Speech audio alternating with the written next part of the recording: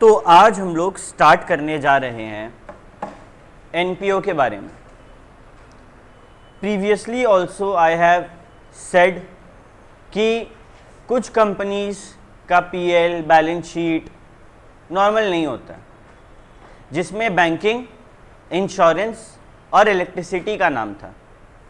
But NPO इन सबसे हटके है।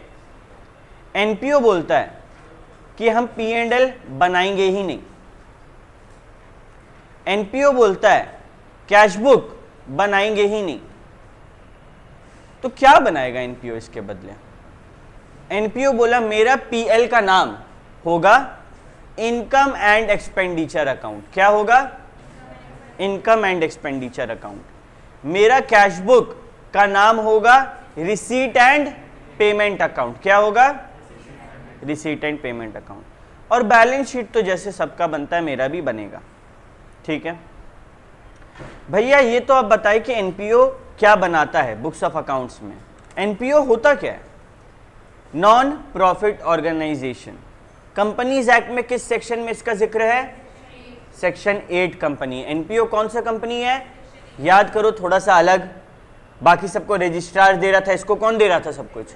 Central government. तो यहां पर इसमें यहां पर भी ये अलग निकला। ठीक है, तो भैया what is an NPO?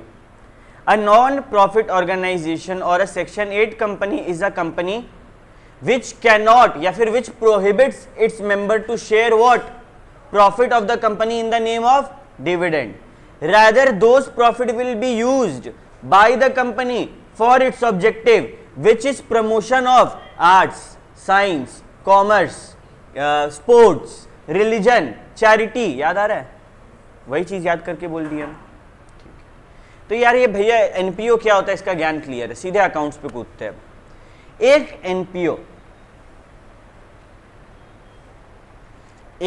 NPO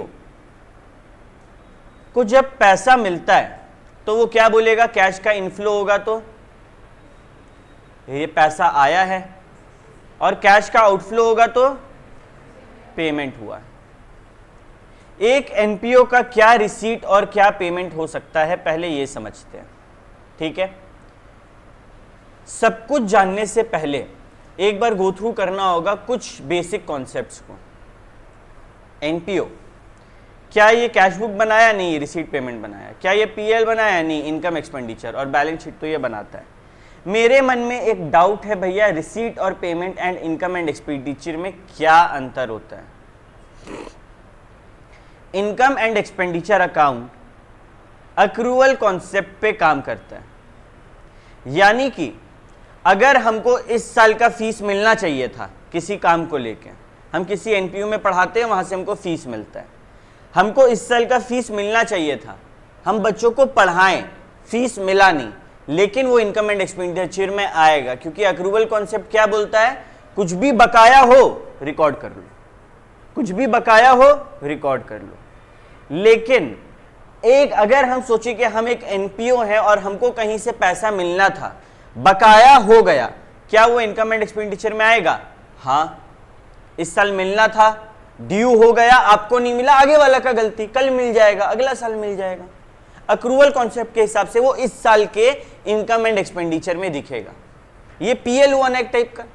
अच्छा, अगर हमको इस साल पैसा नहीं मिला तो क्या रिसीट एंड पेमेंट में दिखेगा? Receipt and payment is a type of which book? Cash book. यानी कि कैश आए या फिर कैश जाए तो यहां पर लिखाएगा।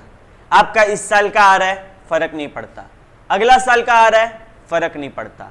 पैसा आया लिख दो, पैसा गया लिख दो, मतलब नहीं है किस साल का है। लेकिन इनकम एंड एक्सपेंडिचर एकदम स्ट्रिक्ट है कि इस साल का खर्चा और इस साल का कमाई ही तुम मेरे में लिखना। अगर किसी और साल का लिखेगा तो नहीं चलेगा। कैश में नहीं हुआ, इनकम एंड एक्सपेंडिचर बोलता फर्क नहीं पड़ता। रिसीट एंड पेमेंट बोला मेरे को अक्रूवल कॉन्सेप्ट से मतलब नहीं, कैश बेसिस पे चलना है हमको। पैसा आया या गया, चाहे किसी भी साल का हो, कैश बुक में डाल देंगे, यानी कि रिसीट एंड पेमेंट में डाल देंगे। इजी था। अच्छा, एक बात हम लोग अगर याद करें, प्रॉफिट एंड लॉस अकाउंट में किस नेचर का खर्चा और कमाई जाता है, रेवेन्यू या कैपिटल? रेवेन्यू। कुछ बच्चा लोग को अभी तक क्लैरिटी नहीं होगा तो एक बार हम रिकैप देते हैं। रेवेन्यू, एक्सपेंस एंड इनकम जो कि रिकरिंग इन नेचर है, हर साल 2 साल में होना उसका पक्का है और बिजनेस को चलने में उसका डायरेक्ट योगदान है। जैसे कि रॉ मटेरियल का खरीदना, जैसे कि स्टॉक का खरीदना, मेरा कपड़ा दुकान में स्टॉक बेच रहा है, ये तो मेरा नॉर्मल कंपनी में मेरा डेली का काम है आने जाने का, तो वो सब रेवेन्यू नेचर का होता था, तो पीएल में आता था। इनकम एंड एक्सपेंडिचर में बोला कि मेरे पास सिर्फ रेवेन्यू, खर्चा और कमाई आना चाहिए, यानी कि जो रिकरिंग इन नेचर हो, जिसका हर बार होना पक्का है और जिससे तुम रेवेन्यू कमा रहा है। और रिसीट एंड पेमेंट बोला कि रेवेन्यू हो या कैपिटल, पैसा आ रहा है ना, लिख दो। रिसीट एंड पेमेंट क्या बोला, कोई भी नेचर का हो, पैसा आ रहा है ना, लिख दो।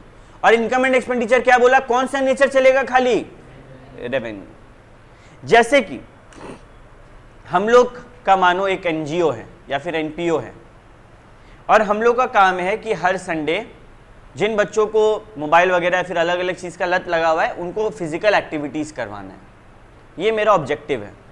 क्या इसमें प्रॉफिट कमाने का है कुछ, मिनिमम ना। हम अपने बिजनेस के नाम पर इस साल कुछ स्पोर्ट्स का सामान खरीदे, फुटबॉल, क्रिकेट बैट, विकेट, वो क्या रिसीट एंड पेमेंट में आएगा या फिर इनकम एंड एक्सपेंडिचर में आएगा? रिसीट एंड पेमेंट में, क्योंकि भैया पहला बात जरूरी नहीं है आप इस चीज में डील करते हो, आपका स्पोर्ट्स का इक्विपमेंट का काम है मेरा, नहीं। ये आपका स्टॉक हुआ क्या, नहीं। जैसे बाकी एसेट होता है एक फर्म के लिए, आज मेरा ट्यूशन के लिए ये फर्नीचर, कंप्यूटर, टेलीविजन, क्या ये सब मेरा रेवेन्यू सामान है कि कैपिटल सामान है? एक बार लगाए अब भूल गए, अब जब तक पूरा डिप्रिशिएट नहीं होगा यूज करते जाएंगे। वैसे ही इसके लिए स्पोर्ट्स मटेरियल है, लेकिन स्पोर्ट्स मटेरियल जो इस साल कंज्यूम किया गया, इस साल किसी को बांटा गया, दिया गया, यूज किया गया, वो रेवेन्यू नेचर का है, क्योंकि वो स्पोर्ट्स मटेरियल तो मेरा हर साल यूज होगा, ठीक है। तो स्पोर्ट्स मटेरियल का कंजम्पशन, उसका यूसेज, ये हर साल होता है, ये रेवेन्यू नेचर का है। ये देखो, ये स्पेशल पॉइंट इसलिए हम लिखवाएं, ये रेवेन्यू नेचर का, ये कहा जाएगा इनकम एंड एक्सपेंडिचर। लेकिन अगर हम कोई स्पोर्ट्स मटेरियल खरीदते हैं, वो इनकम एंड एक्सपेंडिचर नहीं, रिसीट एंड पेमेंट में जाएगा। कंज्यूम्ड और परचेज्ड, ये दो शब्द गेम पलट रहा है। कंज्यूम्ड मतलब इस्तेमाल करना, आप स्पोर्ट्स मटेरियल को हर साल इस्तेमाल करेंगे भैया। परचेज यानी कि उसको खरीदना जरूरी नहीं है कि आप स्पोर्ट्स मटेरियल हर साल खरीदें। Is it clear to all of you? तो भैया आपका कहने का मतलब है कि इनकम एंड एक्सपेंडिचर अकाउंट जो है वो सिर्फ और सिर्फ करंट ईयर का कमाई और खर्चा को बुक करता है। यस। तो भैया मेरे को एक बात बताइए, अगर हम एक एनपीओ है, फ्यूचर में अगला साल हमको कोई पैसा मिलने वाला था, वो इसी साल मिल गया, क्या वो इनकम एंड एक्सपेंडिचर में आएगा? अगला साल कुछ पैसा मिलने वाला था, हमको एडवांस में रिसीट हो गया, एडवांस पेमेंट मिल गया, क्या वो इनकम एंड एक्सपेंडिचर में आएगा? इनकम एंड एक्सपेंडिचर क्या बोलता है? सिर्फ इस साल का खर्चा। क्या ये एडवांस इनकम इस साल का खर्चा या कमाई है? नहीं है, नहीं आएगा। लेकिन रिसीट एंड पेमेंट में क्या ये आएगा? अरे आपके पास कैश आया ना, हाँ आएगा। अंतर देखा? अच्छा, दूसरा एग्जाम्पल, अगला साल होने वाला खर्चा, प्रीपेड एक्सपेंस, हम इस साल लिख दिए, क्या वो इनकम एंड एक्सपेंडिचर में आएगा? अगला साल होने वाला था, इस साल का है ही नहीं, लेकिन हम इस साल पेमेंट किए हैं उसका, नहीं। लेकिन क्या वो रिसीट एंड पेमेंट में आएगा? आएगा, बिल्कुल आएगा, क्योंकि पैसा गया। तो इनकम एंड एक्सपेंडिचर में देखना है इस साल का है कि नहीं, इस साल का है कि नहीं, इस साल का है कि नहीं। ये बस यही चैप्टर है, यही चैप्टर है। बस इतना सा बात तुमको समझ आ गया, कहां क्या जाएगा और कब कैसे जाएगा, क्या कैलकुलेशन, ये 3 चीज आ गया। इस पे पूरा मार्क्स लाने से तुमको कोई नहीं रोक सकता, बड़ा आसान चैप्टर है। बस धीरे धीरे क्या किया गया है, नया नया बात हर क्वेश्चन में सिखाया गया है, जिससे बच्चा लोग को टफ लगता है। हम लोग को कुछ नहीं करना है, जो नया सीखेंगे ना उसको स्टार कर लेना है, ताकि एग्जाम टाइम हर क्वेश्चन का वो नया चीज पे हम लोग ध्यान दे पाए। क्लियर है? अच्छा, एक बात बताओ, अगर मेरा इस साल का कोई खर्चा था और हम पे नहीं किए, क्या वो इनकम एंड एक्सपेंडिचर में आएगा? इस साल का खर्चा था, पे नहीं किए, क्या वो इनकम एंड एक्सपेंडिचर में आएगा? कभी? हाँ आएगा। सोचो, क्या वो इस साल का खर्चा है? इस साल का खर्चा था और हम पे नहीं किए, क्या वो इस साल का खर्चा है? हाँ भैया, इसी साल का खर्चा है। तो नहीं, वो फिर क्यों नहीं आएगा? बुद्धि लगाओ। मेरा कौन सा साल चल रहा है अभी? 2023-24। इस साल का इलेक्ट्रिसिटी बिल हम पे नहीं किए हैं, क्या वो इनकम एंड एक्सपेंडिचर में आएगा? अरे भाई, इस साल का खर्चा है मेरा, एक बार भी लाइन में बोले कि इनकम एंड एक्सपेंडिचर में वो आएगा जो इस साल का खर्चा होगा, चाहे पे हो चाहे ना हो। तो तुम लोग का कान इस चीज को सुनने के लिए क्यों तरस रहे कि पेमेंट शब्द आएगा तब इनकम एंड एक्सपेंडिचर में डालेंगे? क्या पे होना जरूरी है? नहीं। अच्छा, यानी कि भैया इस साल का खर्चा का आप पेमेंट नहीं किए, पेमेंट करना भूल गए, आप इलेक्ट्रिसिटी बिल भूल गए, आप पे फाइन लगेगा। ये कौन सा एक्सपेंस हुआ? आउटस्टैंडिंग। आउटस्टैंडिंग सैलरी देना भूल गए, आउटस्टैंडिंग रेंट देना भूल गए, वैसे आउटस्टैंडिंग इलेक्ट्रिसिटी चार्जेस। क्या वो revenue and receipt and payment account में आएगा कभी? पैसा जब आप पे किए ही नहीं तो कैसे आएगा? बट क्या वो इनकम एंड एक्सपेंडिचर में आएगा? इस साल का खर्चा है, आएगा। उसी तरीके से मानो हम तुम लोग को पढ़ा दिए और तुम लोग में से कुछ बच्चा फीस नहीं दिया, मेरे मन में एक डाउट आ रहा है, क्या वो इनकम एंड एक्सपेंडिचर में आएगा? क्या भैया इस साल वो इनकम आपका बकाया हुआ, इस साल आप कमा लिए थे उसको, हाँ पढ़ाए इस साल कमा लिए थे, बकाया हो चुका है, वो आएगा इनकम एंड एक्सपेंडिचर में। मिला नहीं मिला इनकम एंड एक्सपेंडिचर को मतलब नहीं है। तुम लोग यही गलती करेगा एग्जाम में, तुम लोग का दिमाग ना पेमेंट शब्द को ढूंढेगा इनकम एंड एक्सपेंडिचर में, जरूरत ही नहीं है। इस साल का खर्चा कमाई है, लिखो, नहीं है मत लिखो। लेकिन इस साल का फीस तुम लोग हमको नहीं दिया, क्या वो रिसीट एंड पेमेंट में आएगा? नहीं, क्योंकि पैसा मिला ही नहीं है। इजी, एकदम सिंपल हो गया काम। सिंपल सा ट्रिक क्या है, हम इनकम एंड एक्सपेंडिचर अकाउंट में दो चीज देखेंगे, पहला क्या वो रेवेन्यू नेचर का है, हाँ है, दूसरा क्या वो करंट ईयर से रिलेटेड है, पहला ट्रिक। और कैश एंड रिसीट में क्या देखेंगे? सिंपल, कैश आया या गया, हाँ गया, बस खत्म, लिख दो। इतना सा बात तुम लोग को याद कराने के लिए इतना बड़ा हम महाभारत तुम लोग के सामने रखे बना के। क्या ये बात क्लियर है? ठीक है, ओके भैया। तो दोनों का डिफरेंस जो है हम लोग को क्लियर हो गया।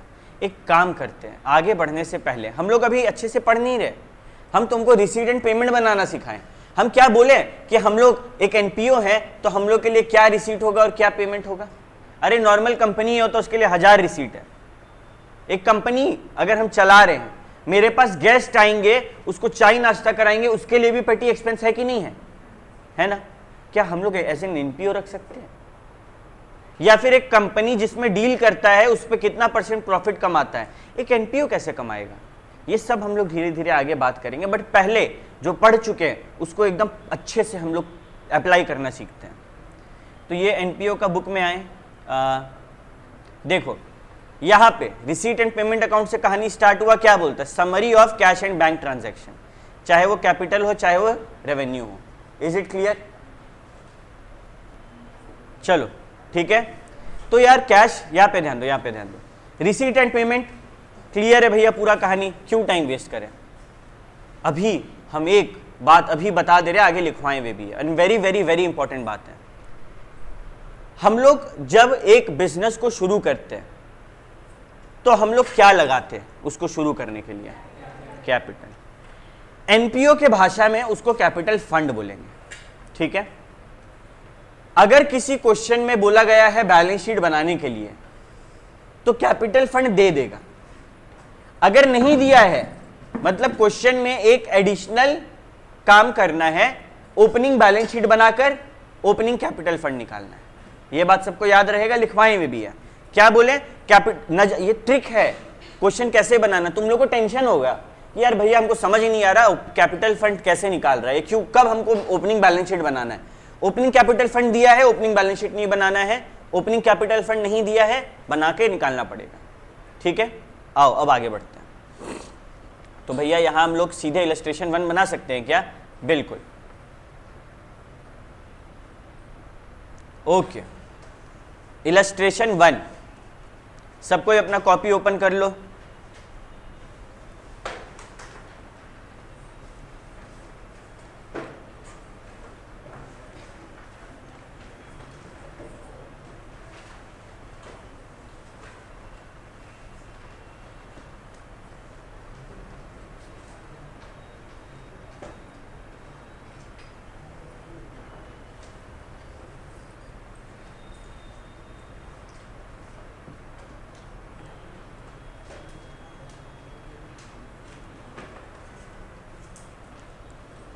सबसे पहले भैया मेरे को ये सिखाइए आप कि एक रिसीट एंड पेमेंट अकाउंट बनता कैसे, रियलिटी में कैसे बनाया जाएगा। तो सबसे पहले जो एनपीओ है ना, हम लोग उसका नाम लिखेंगे, ठीक है। जो एनपीओ है उसका नाम लिखते हैं सबसे ऊपर में, ठीक है। उसके बाद हम लोग लिखेंगे रिसीट एंड पेमेंट अकाउंट।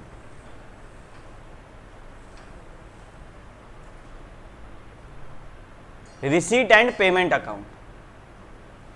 अच्छा, मेरे मन में एक डाउट है कि भैया, ये डाउट बहुत बच्चा का मन में आता होगा, देखो आज क्लियर होने वाला है, पहले ही बता रहे हैं भैया। हम लोग कहीं कहीं पे लिखते हैं फॉर द ईयर एंडिंग और कहीं कहीं पे लिखते हैं एट द ईयर एंडिंग। तो कहां पर क्या लिखना है कैसे समझें। अगर कोई भी चीज किसी पर्टिकुलर दिन पे किसी पर्टिकुलर सामान का वैल्यू बता रहा है तो वहां लिखाया जाएगा एट द ईयर एंडिंग। और अगर कोई भी बॉक्स, जैसे यह बॉक्स एक लेजर है, कोई भी बॉक्स में साल भर के बातों का जिक्र किया गया है तो क्या लिखेंगे, फॉर द ईयर एंडिंग। अच्छा, रिसीट एंड पेमेंट में किसी एक दिन का जिक्र होगा या साल भर का जिक्र होगा, तो यहां क्या लिखेंगे, फॉर द ईयर एंडिंग। 31 मार्च, ठीक है, what ever the question says, the question is saying 2020, लिख देंगे, क्या दिक्कत है, 2000, नो इश्यूज। अब ये सम को हमको करना ही नहीं, तुम लोग कर लेगा इसको, हम बस मदद करते जाएंगे, सबका मदद करेंगे। अगर, अच्छा एक बात बताओ, हम लोग कैश बुक बनाते थे, कैश बुक बनाते थे तो क्या सीखते थे, पैसा बढ़े तो डेबिट, घटे तो, यहां भी क्या है, सेम सिस्टम। रिसीट तो रिसीट, पैसा रिसीट आया तो पैसा बढ़ा, क्या होगा, डेबिट। पैसा गया, पे हुआ तो, क्या इतना सब बात याद रहेगा, रिसीट लेफ्ट साइड और पेमेंट राइट साइड क्यों हो रहा है, कोई दिक्कत नहीं है। चलो अब हम क्वेश्चन पढ़ते जाएंगे, हम तुम लोग को पहले बताएंगे उस चीज का मतलब और ट्रीटमेंट, और फिर तुम लोग डिसाइड करना वो कहां जाएगा। सबसे पहले बोला गया, अच्छा हम रिसीट एंड पेमेंट अकाउंट बना रहे हैं, मेरा नजर सबसे पहले क्या ढूंढना चाहिए। जब हम कैश बुक बनाते थे तो क्या ढूंढता था, ओपनिंग कैश, अरे मेरे पास शुरुआत में कितना है और कितना आया, इसमें से कितना गया, हमको क्या निकालना है, मेरे पास अंत में कितना बचा, बस कितना कैश अंत में है। तो हम लोग का नजर ढूंढ रहा है कि क्या बैलेंस बीडी ले दे दिया, 31 मार्च को कैश इन हैंड भी दे दिया और कैश इन बैंक भी दे दिया। हम लोग क्या करेंगे पता है भैया, भैया भैया मेरे को पता है, हम लोग रिसीट एंड पेमेंट बुक बना रहे हैं और ये कैश से डील करता है ना, तो हम लोग क्या करेंगे, खाली ना कैश का वैल्यू को लिखेंगे और बैंक का वैल्यू को नहीं लिखेंगे, बिल्कुल नहीं। हम जब कैश शब्द का इस्तेमाल कर रहे हैं रिसीट एंड पेमेंट में, मतलब कैश और ऑनलाइन ट्रांजैक्शन दोनों है, तो कैश बुक, कैश कितना है और बैंक कितना है दोनों लिखना होगा, कैश कितना है और बैंक कितना है दोनों लिखना होगा। पहला इंपॉर्टेंट सीख, अब इजी है, अब आसान है। सबसे पहले एंट्रेंस फीस, एक एनपीओ को एंट्रेंस फीस मिलेगा कि देना पड़ेगा, मिलेगा। क्या होता है थोड़ी देर में बता देंगे, लिख दो रिसीट साइड में 300,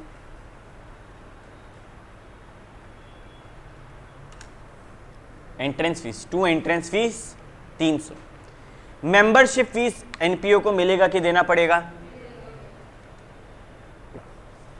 लिख दो 3000 टू साइड में, पैसा रिसीट साइड में 3000। अच्छा, डोनेशन फॉर क्लब पवेलियन मिलेगा कि देना पड़ेगा, लिख दो 10,000। यहां देखना है क्या कि रेवेन्यू है कि कैपिटल, बिल्कुल नहीं। अच्छा, फूड स्टफ सेल्स यानी कि माल बिका और पैसा मिला, तो किस साइड जाएगा, रिसीट साइड में, लिख दो 1200 टू साइड में। सैलरीज एंड वेजेस मिला होगा कि दिए होंगे, दिए होंगे। तो बाई साइड, पेमेंट साइड में लिख दो सैलरी एंड वेजेस 1200,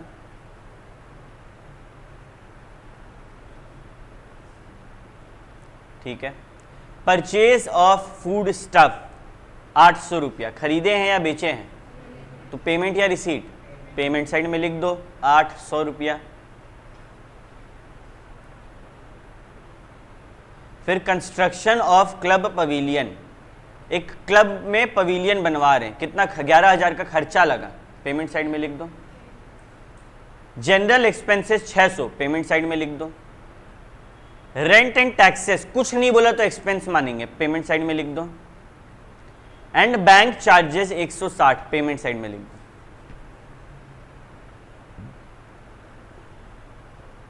मेरे को पता करना है क्लोजिंग बैलेंस क्या होगा। सबसे पहले सबको लिख लो, फिर हम बात करते हैं।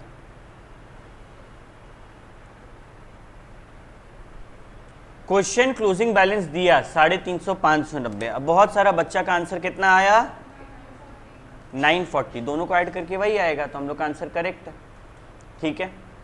लेकिन इसमें एक बात सीखने का है, देखो सबका ऐसा बना, सबसे पहले एनपीओ का नाम, फिर रिसीट एंड पेमेंट अकाउंट, फिर for the year ending. Receipt होगा डेबिट साइड में, पेमेंट होगा क्रेडिट साइड में। यहाँ टू ओपनिंग बैलेंस, यहाँ बाई क्लोज। देखो अब हम ये सिखाने जा रहे हैं कि भैया बैलेंस कैसे करते हैं। जनरल रूल है कि जिस साइड बैलेंस बीडी है, जनरल रूल है कि जिस साइड बैलेंस बीडी है उस साइड का टोटल बड़ा होगा और इस साइड कम पड़ेगा, इस साइड बैलेंस आएगा। क्या बोले, जनरली जिस साइड बीडी है उसको पहले ऐड करो, क्योंकि वही बड़ा होने का चांसेस ज्यादा है। कभी कभी उल्टा सीन हो सकता है, जैसे बैंक ओवरड्राफ्ट के केस में, जनरली जिस साइड बीडी है वही साइड बड़ा रहेगा, अगर बीडी इस साइड होता तो इस साइड ऐड करके लिखना होता, कभी कभी उल्टा हो सकता है, ठीक है। भैया यहाँ तक तो मेरा सब कुछ समझ में आ गया, ठीक है। अब हम आगे बढ़ना चाहते हैं, तो मेरे को ये बताइए कि रिसीट एंड पेमेंट इतना प्यार से हम लोग बना रहे हैं, इजी सा चीज, इनकम एंड एक्सपेंडिचर बनाने का जरूरत क्या पड़ा। अरे बाबू, इनकम एंड एक्सपेंडिचर बनाने का जरूरत ये पड़ा कि रिसीट एंड पेमेंट में तो सारा पीरियड का बात हो रहा है, रिसीट एंड पेमेंट में तो कैपिटल और रेवेन्यू दोनों का बात हो रहा है, और हम एक एनपीओ चला रहे हैं। ऐसा ना हो कि मेरा घर से एनपीओ में पैसा लगता जाए। एनपीओ का मतलब क्या, हम एक धंधा शुरू किए, वो धंधा से लोगों का भलाई होगा, कुछ बेहतर होगा, और उसका प्रॉफिट हमको नहीं चाहिए, तो हम पैसा लगाएं। ऐसा ना हो कि हम पैसा लगाते जाएं और मेरा पैसा डूबते जाए, तो प्रॉफिट तो यहां भी ढूंढना पड़ेगा ना। बट यहां क्या प्रॉफिट शब्द इस्तेमाल करना सही है, क्योंकि प्रॉफिट यानी कि मुनाफा, मुनाफा यानी कि धंधा, और धंधा यानी कि मैल प्रैक्टिसेस हो सकता है। यहां तो प्रॉफिट बांटने का बात ही नहीं है, यहां प्रॉफिट को बोलेंगे सरप्लस, प्रॉफिट को क्या बोलेंगे हम लोग, सरप्लस, और लॉस को डेफिसिट। और ये सरप्लस डेफिसिट कहां निकलेगा, रिसीट एंड पेमेंट अकाउंट में? नहीं नहीं नहीं नहीं, वहां पे तो क्लोजिंग बैलेंस निकला था कैश का, यहां क्या निकलेगा, इनकम एंड एक्सपेंडिचर अकाउंट में। प्रॉफिट हुआ तो सरप्लस, नुकसान हुआ तो डेफिसिट। बाकी सब रूल से टू साइड आ रहा है तो सरप्लस यानी कि प्रॉफिट, बाई साइड आ रहा है तो लॉस, सबसे। कमाई हो रहा है तो क्रेडिट साइड लिख दो, खर्चा हो रहा है तो डेबिट साइड लिख दो। आओ ना देखते, हाँ ये चीज का ध्यान रखना है कि आएगा तो सिर्फ क्या आएगा, रेवेन्यू नेचर का सामान आएगा, ठीक है, ओके। क्या कैश होना जरूरी है ना, जरूरी नहीं है, यानी कि अगर कोई चीज पे डेप्रिसिएशन है तो क्या वो आएगा, हाँ। अब हम लोग थोड़ा इंपॉर्टेंट पार्ट पे आते, थ्योरी है, एकदम ध्यान से प्यार से सुनते जाओ, मजा आने वाला है।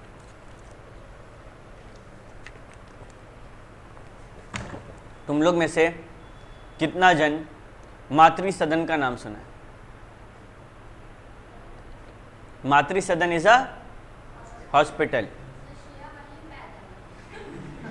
हाँ तो क्या दिक्कत है, हम भी वहीं पैदा हुए थे, हॉस्पिटल ही में ना आदमी पैदा होगा। हंसने का बात तब होता जब घर में हुआ, ये तो हॉस्पिटल में हुआ है, हाँ घर में, हाँ कहाँ, गांव साइड में रहती थी तब, तो फिर कहीं नहीं गए हॉस्पिटल? मम्मी प्यार नहीं करती मम्मी तुम लोग से, बोली क्या खर्चा करें हम बच्चा लोग पे, छोड़ो, ठीक है। आओ हम लोग अब बात करते हैं, मातृ सदन एक हॉस्पिटल है।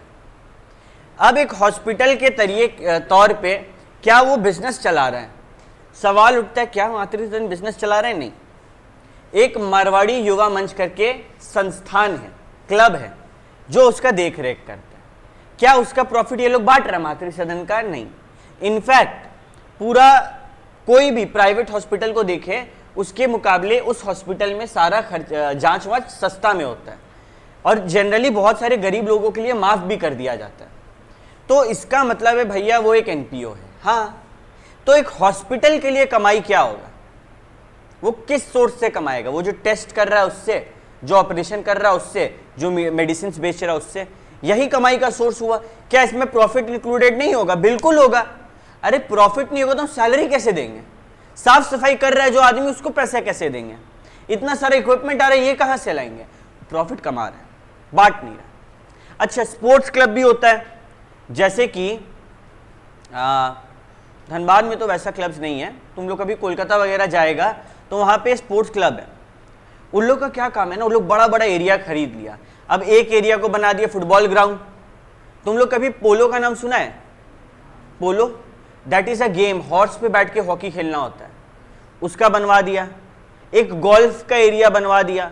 अब ये सब काम क्या है कि स्पोर्ट्स खेलो आके। क्या लगता है नॉर्मल आदमी लोग ये सब अफोर्ड कर पाता होगा? नहीं। जिसके पास अंधा पैसा है और बहुत टाइम में वो लोग जाता है।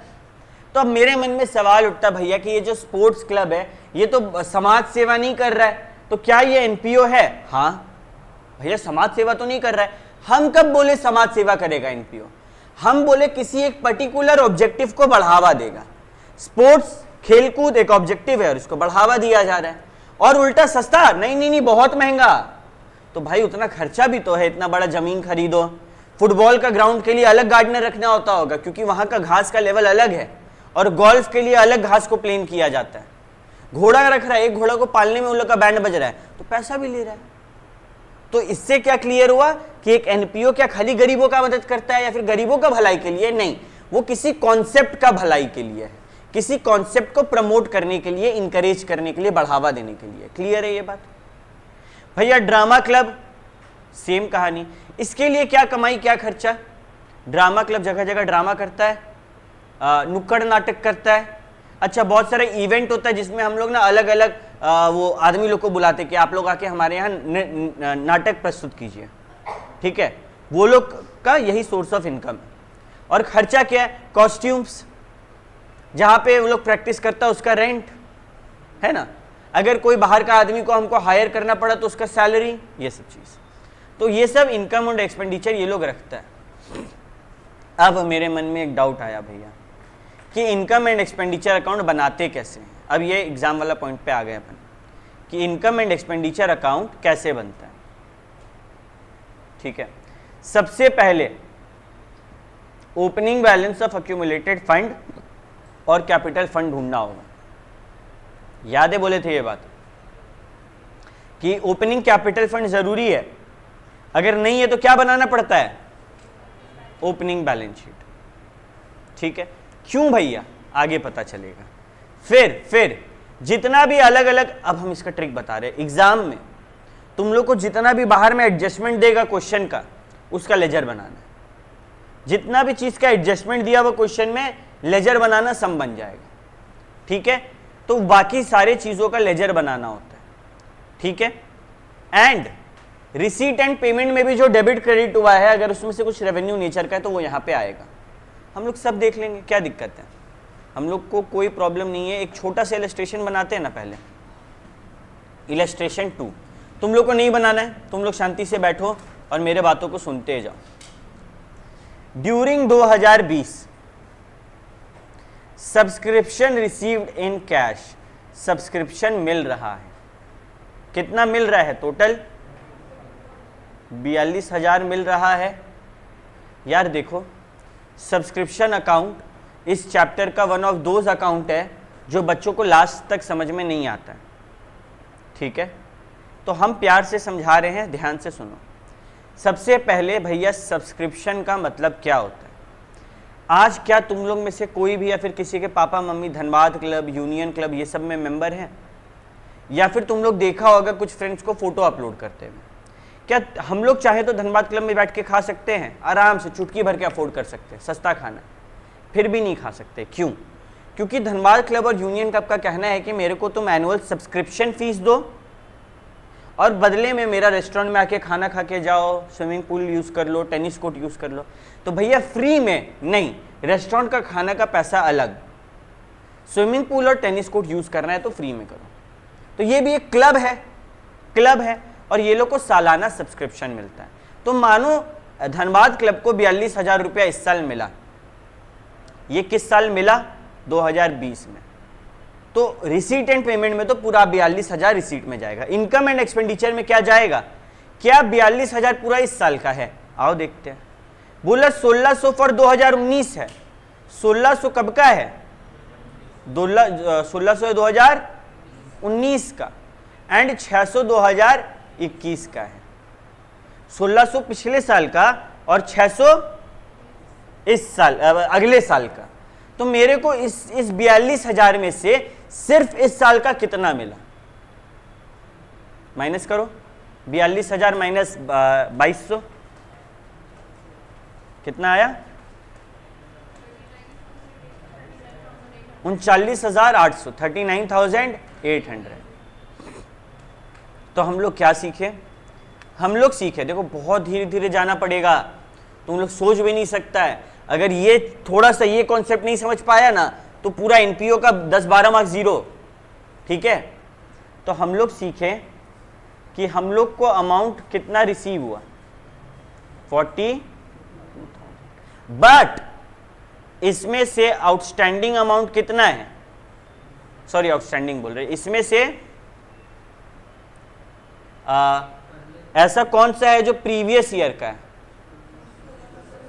1600। और ऐसा कौन सा है जो नेक्स्ट ईयर का है? 600। तो 2200 क्या इस 42,000 में से 2200 इस साल का है? नहीं है, हटा दिए। कितना बचा?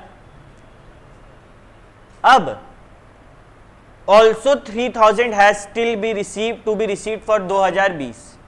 ठीक है, अभी भी 3000 मिलना बाकी है इस साल का। क्या वो इस साल का कमाई है? हाँ, तो इस साल में ऐड कर देंगे। यानी कि इस साल का एक्सपेंस या इनकम कैसा है?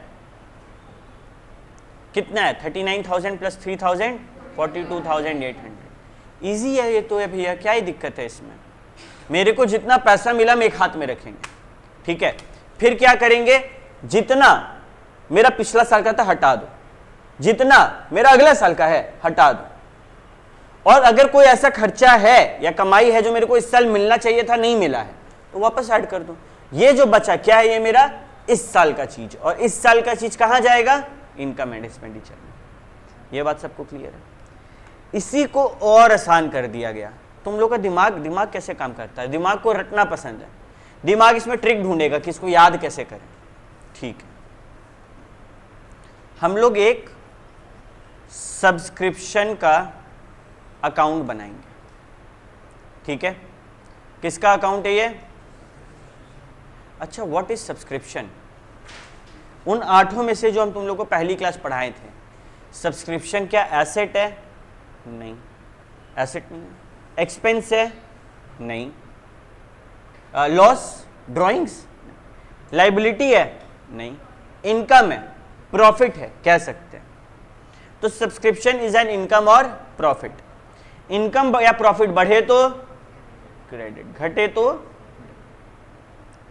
लेकिन भैया आप एक बात हम लोग को बताए थे, क्या सब्सक्रिप्शन वो 3 में से नॉमिनल है, पर्सनल है या रियल है?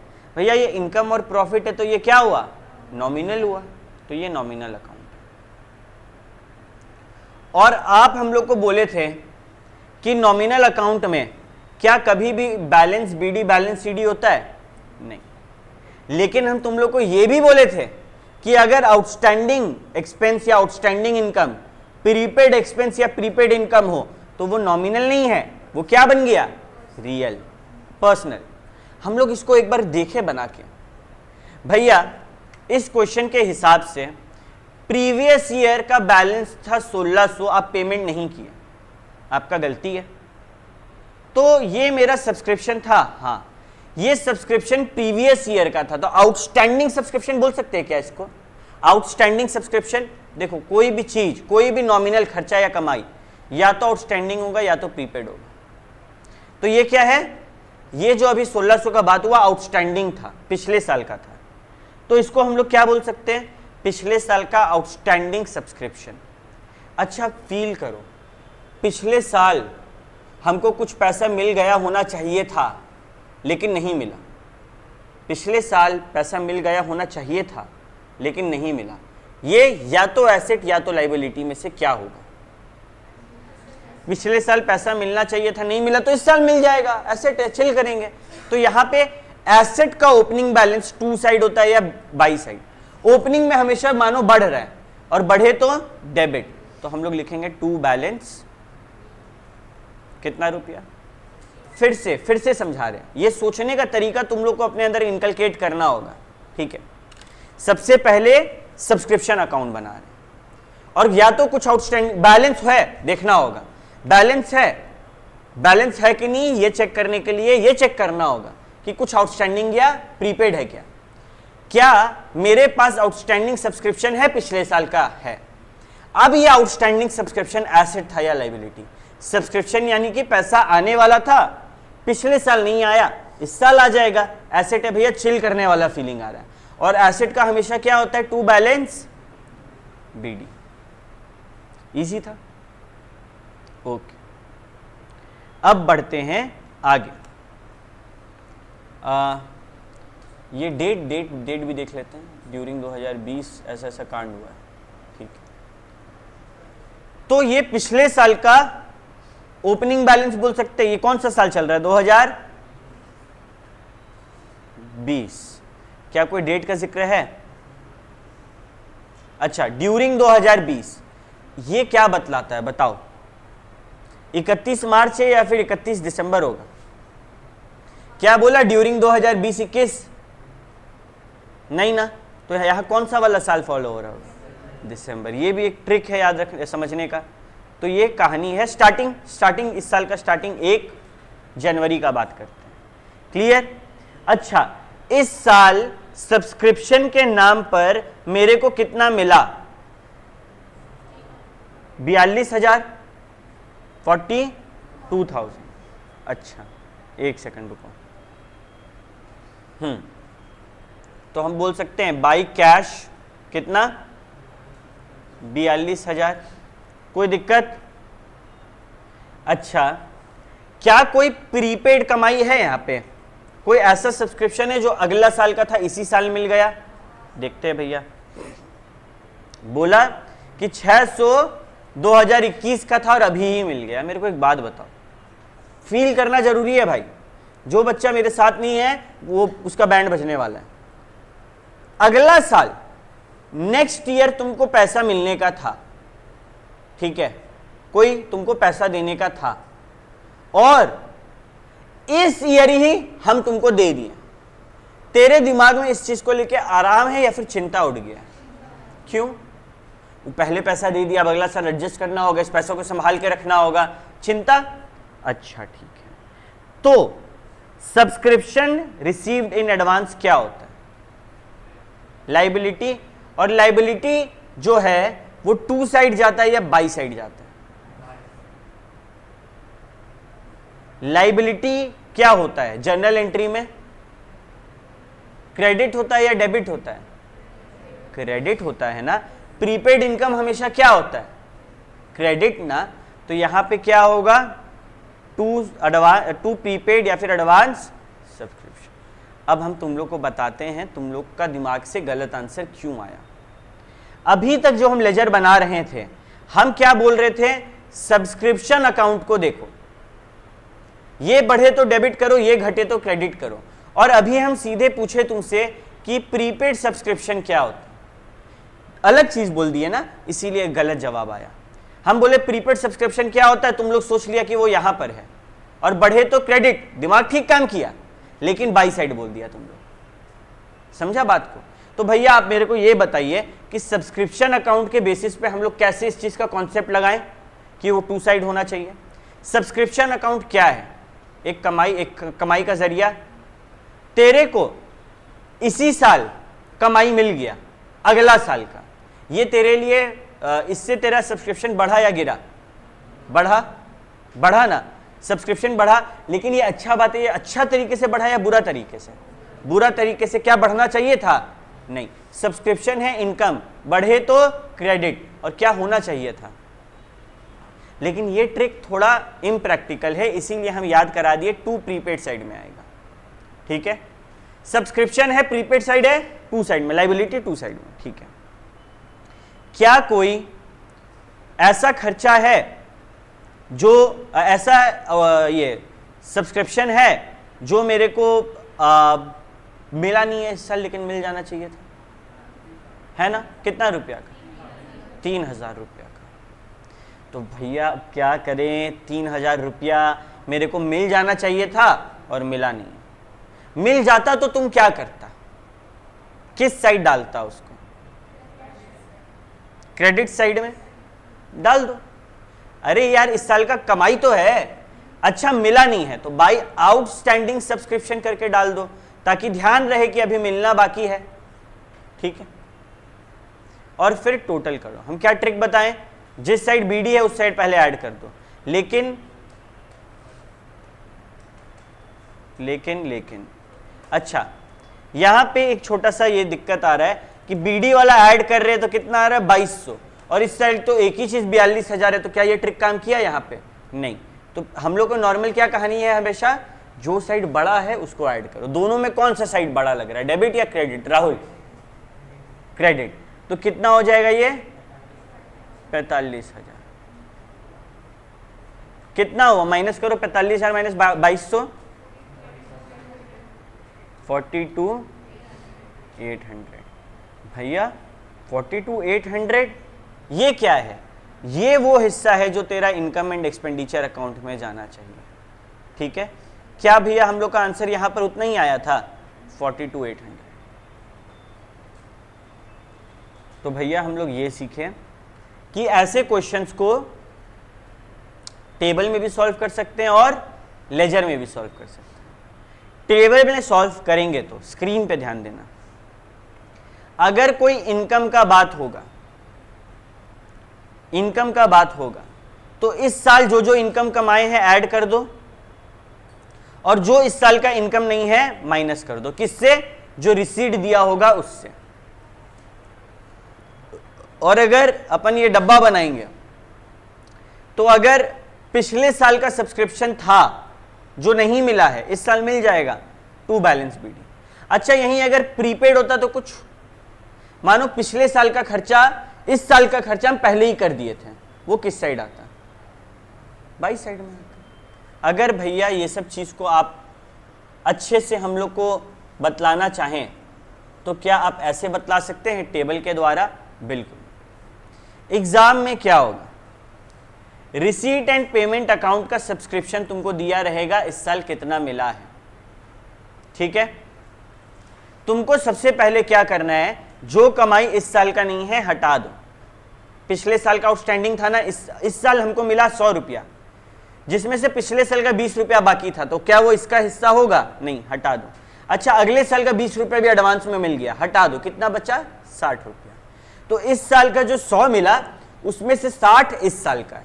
अच्छा, कोई ऐसा खर्चा है जो इस साल मिल जाना चाहिए था और नहीं मिला? हाँ भैया, outstanding subscription of current year है 50 रुपया का, ऐड कर दो। 60 + 50 110। अच्छा, advance subscription received in last year, इस साल ये स्पेशल है, इस साल का जो सब्सक्रिप्शन तुमको मिलना चाहिए था वो पिछले साल ही मिल चुका है, तो वो क्या होगा? वो इनकम एंड एक्सपेंडिचर में आना चाहिए। हाँ, इनकम एंड एक्सपेंडिचर क्या बोल रहा है चिल्ला चिल्ला के? इस साल का कमाई, इस साल का कमाई, और वो इस साल का कमाई ही तो है। समझ रहा है? इस साल का है कि नहीं, ये एक लाइन सम सॉल्व कर देगा। ठीक है, ओके, अब आगे बढ़ सकते हैं अपन। आओ हम लोग एक नया अकाउंट बना के देखते हैं। इलस्ट्रेशन 3। अब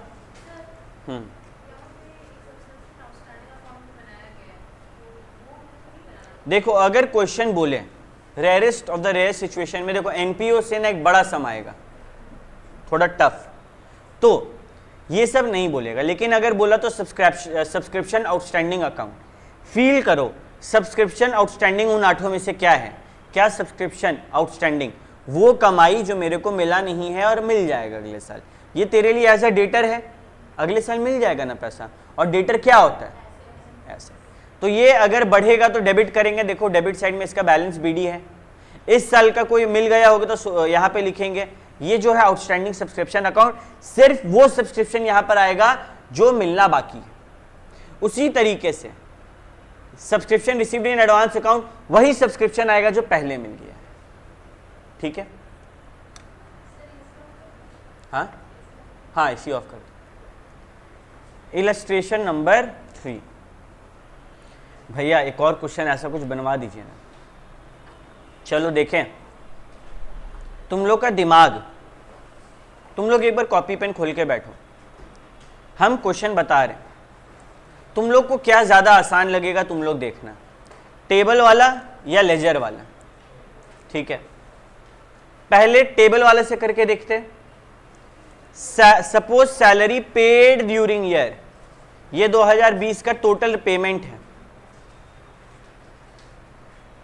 और फिर बोला सैलरीड अनपेड ऑन 31 मार्च 2019, मेरा साल कौन सा चल रहा है, 2019 में अनपेड था, मतलब पिछले साल इसका पेमेंट नहीं हुआ था, तो क्या हुआ होगा, इस साल पेमेंट हो गया होगा।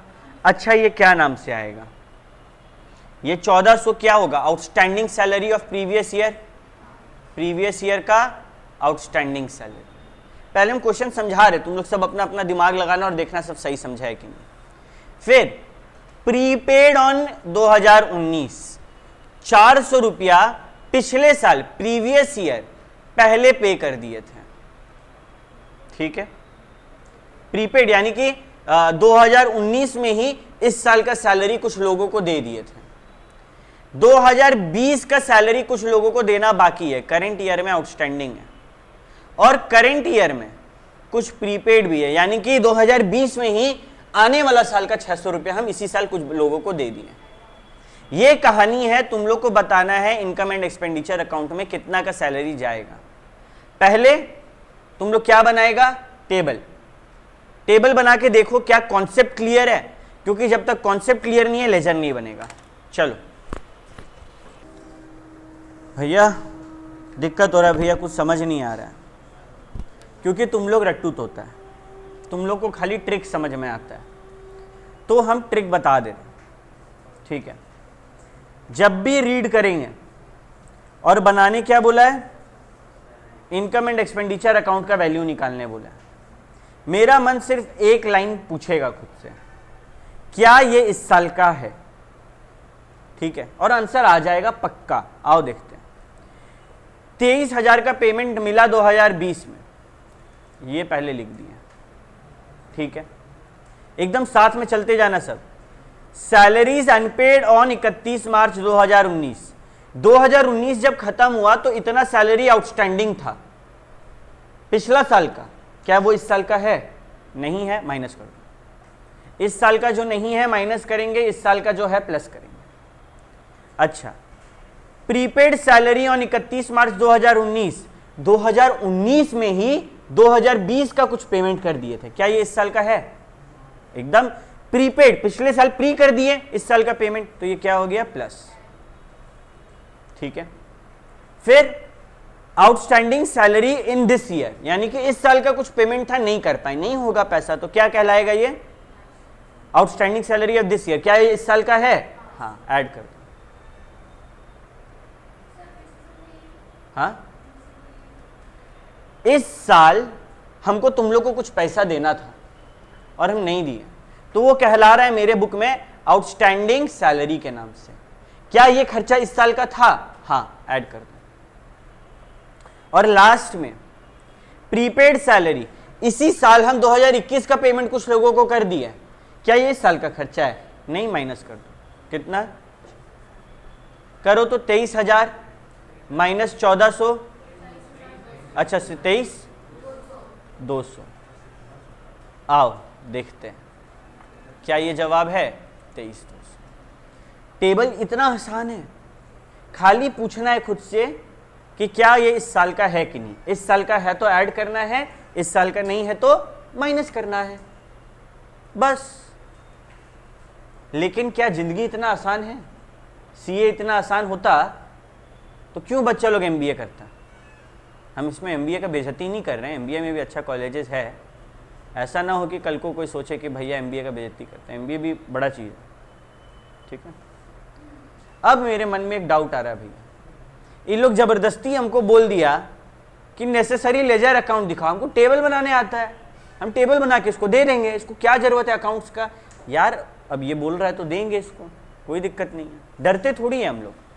आओ तुम लोग को आगे बढ़ने से पहले कुछ बेसिक्स सिखा देते हैं, ठीक है। जब भी कोई चीज का अकाउंट बनाने बोलेगा एनपीओ में, कैसे काम करना है सुन लो। सैलरीज अकाउंट बनाने बोला, ये क्या है?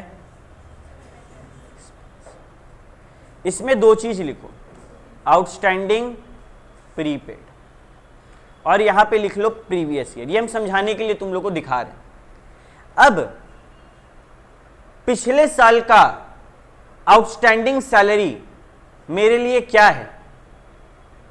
देखो, या तो एसेट होगा कुछ, या तो लायबिलिटी होगा, नथिंग एल्स, ठीक है। पिछले साल कुछ पेमेंट कर देना चाहिए था और हम नहीं किए, अच्छा बात है या बुरा बात है?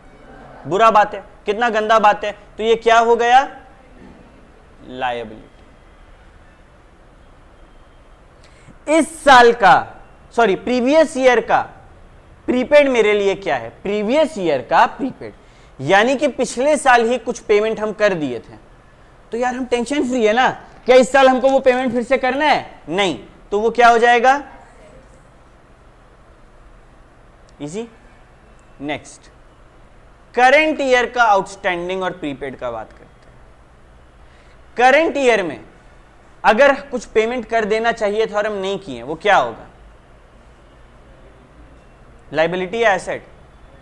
लायबिलिटी भैया, पेमेंट कर देना चाहिए था, नहीं किए, चिंता है ना दिमाग में कि अगले साल पे करना है, और अगले साल का कुछ पेमेंट हम आज ही कर दिए, तो क्या होगा?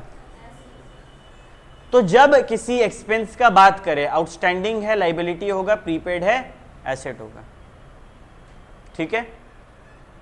कोई दिक्कत? कैसे याद करें? लोपा, रट्टा रट्टा बच्चा लोग ऐसे कर लो। एल लायबिलिटी, ओ आउटस्टैंडिंग। आउटस्टैंडिंग होगा, अगर कोई एक्सपेंस आउटस्टैंडिंग है तो लोपा, यानी कि O for outstanding, L for liability. O for outstanding, L for liability. और पा से पी फॉर प्री, अगर प्रीपेड है तो ए से होगा एसेट। ये एकदम मतलब वो बच्चा जिसको नहीं करना है जिंदगी में मेहनत और एग्जाम में पास होना है, उनके लिए ये आखिरी चीज होना चाहिए। हम बिल्कुल सपोर्ट नहीं करते रट्टाबाजी, लेकिन मेरे को सबको पास कराना तो हम ट्रिक्स बता रहे हैं, हम लिखवाएंगे भी नहीं है कहीं, ठीक है, इजी है। चलो, ये तो वह सैलरी का कहानी। अब एक बार कोई इनकम का दिखाइए तो भैया। सब्सक्रिप्शन हम लोग के लिए एक इनकम है ना। मानो प्रीवियस ईयर का कोई सब्सक्रिप्शन आउटस्टैंडिंग है, मतलब पिछले साल मिल जाना चाहिए था, नहीं मिला, मेरे लिए वो क्या होगा? एसेट। और पिछले साल ही हम इस साल का कुछ सब्सक्रिप्शन ले लिए थे किसी से, मेरे लिए वो इस साल क्या बन जाएगा? ठीक है। और करेंट ईयर का बात करते हैं। इस साल कुछ हमको मिल जाना चाहिए था सब्सक्रिप्शन, नहीं मिला, अगला साल मिल जाएगा, कोई दिक्कत नहीं है, क्या है ये? और अगला साल 2021 का ही कुछ हमको पैसा इसी साल मिल चुका है, ये क्या है मेरे लिए? लायबिलिटी, चिंता, ठीक है, ओके। अब इसमें से वो मत बनाने लगना, ऊपर लोपा बन गया, उसका उल्टा यहां पे है, ठीक है। तो यार ये फील करके सबको आ गया पकड़ना। अब हम लोग सैलरी अकाउंट आराम से चुटकी में बना लेंगे, बस इतना सा सीखना था, ठीक है। आओ सैलरी अकाउंट बनाया जाए। सबसे पहले यहां पर सबको ध्यान देना आप स्क्रीन पे, ठीक है। Salary unpaid on 31 March 2019, thank you Kavin. Salary unpaid पिछला साल, ये कौन सा साल है? करेंट ईयर क्या है? 2020। पिछला साल का कुछ सैलरी अनपेड है, आउटस्टैंडिंग है, फील करो। तुम्हारे लिए सैलरी क्या है? एक्सपेंस। पिछले साल पे करना चाहिए था, तुम अभी तक पे नहीं किया, क्या है तुम्हारे लिए? ये लाइबिलिटी कितना रुपया, 1400 रुपया। अच्छा भैया लाइबिलिटी बढ़े तो क्रेडिट, बाय आउटस्टैंडिंग सैलरी 1400। किसी को दिक्कत हुआ? प्रीवियस ईयर प्रीपेड, पिछले साल ही पैसा ले लिए थे इस साल का, तो सॉरी पैसा पे कर दिए थे इस साल का, इस साल के मेरे दिमाग में चिंता होगा? तुम लोग फील करो ना, जो बच्चा फुल प्री पेमेंट कर देता है उसको कम टेंशन, और जो इंस्टॉलमेंट में पे किया उसको चिंता होता है ना कि अगली बार फिर आए, तो जो प्रीपेड किया उसको कोई चिंता नहीं, वो चिल कर रहा है, और जो चिल करेगा वो कहां जाएगा? डेबिट साइड में, एसेट टू प्रीपेड सैलरी, कितना? ठीक है। अब करंट ईयर में कुछ पेमेंट तुमको करना था, तुम नहीं किया, गलती कर दिया, ये क्या है? लाइबिलिटी या एसेट? लाइबिलिटी। करंट ईयर में पे कर देना चाहिए था और नहीं किए। अच्छा, जब प्रीवियस ईयर का बैलेंस को इस साइड लाए तो बीडी लिखे, ये तुम्हारा नॉर्मली लिखा है। अच्छा ऐसे देखते हैं, छोड़ो ये सब। ये बताओ कि पिछले साल, क्या बोल रहा है क्वेश्चन, फिर से देखने दो। इस साल का कुछ खर्चा आउटस्टैंडिंग है, ये मेरे लिए क्या है? लाइबिलिटी। लाइबिलिटी बढ़े तो क्रेडिट, तो किस साइड जाना चाहिए? ये 1800, कौन क्रेडिट बोला?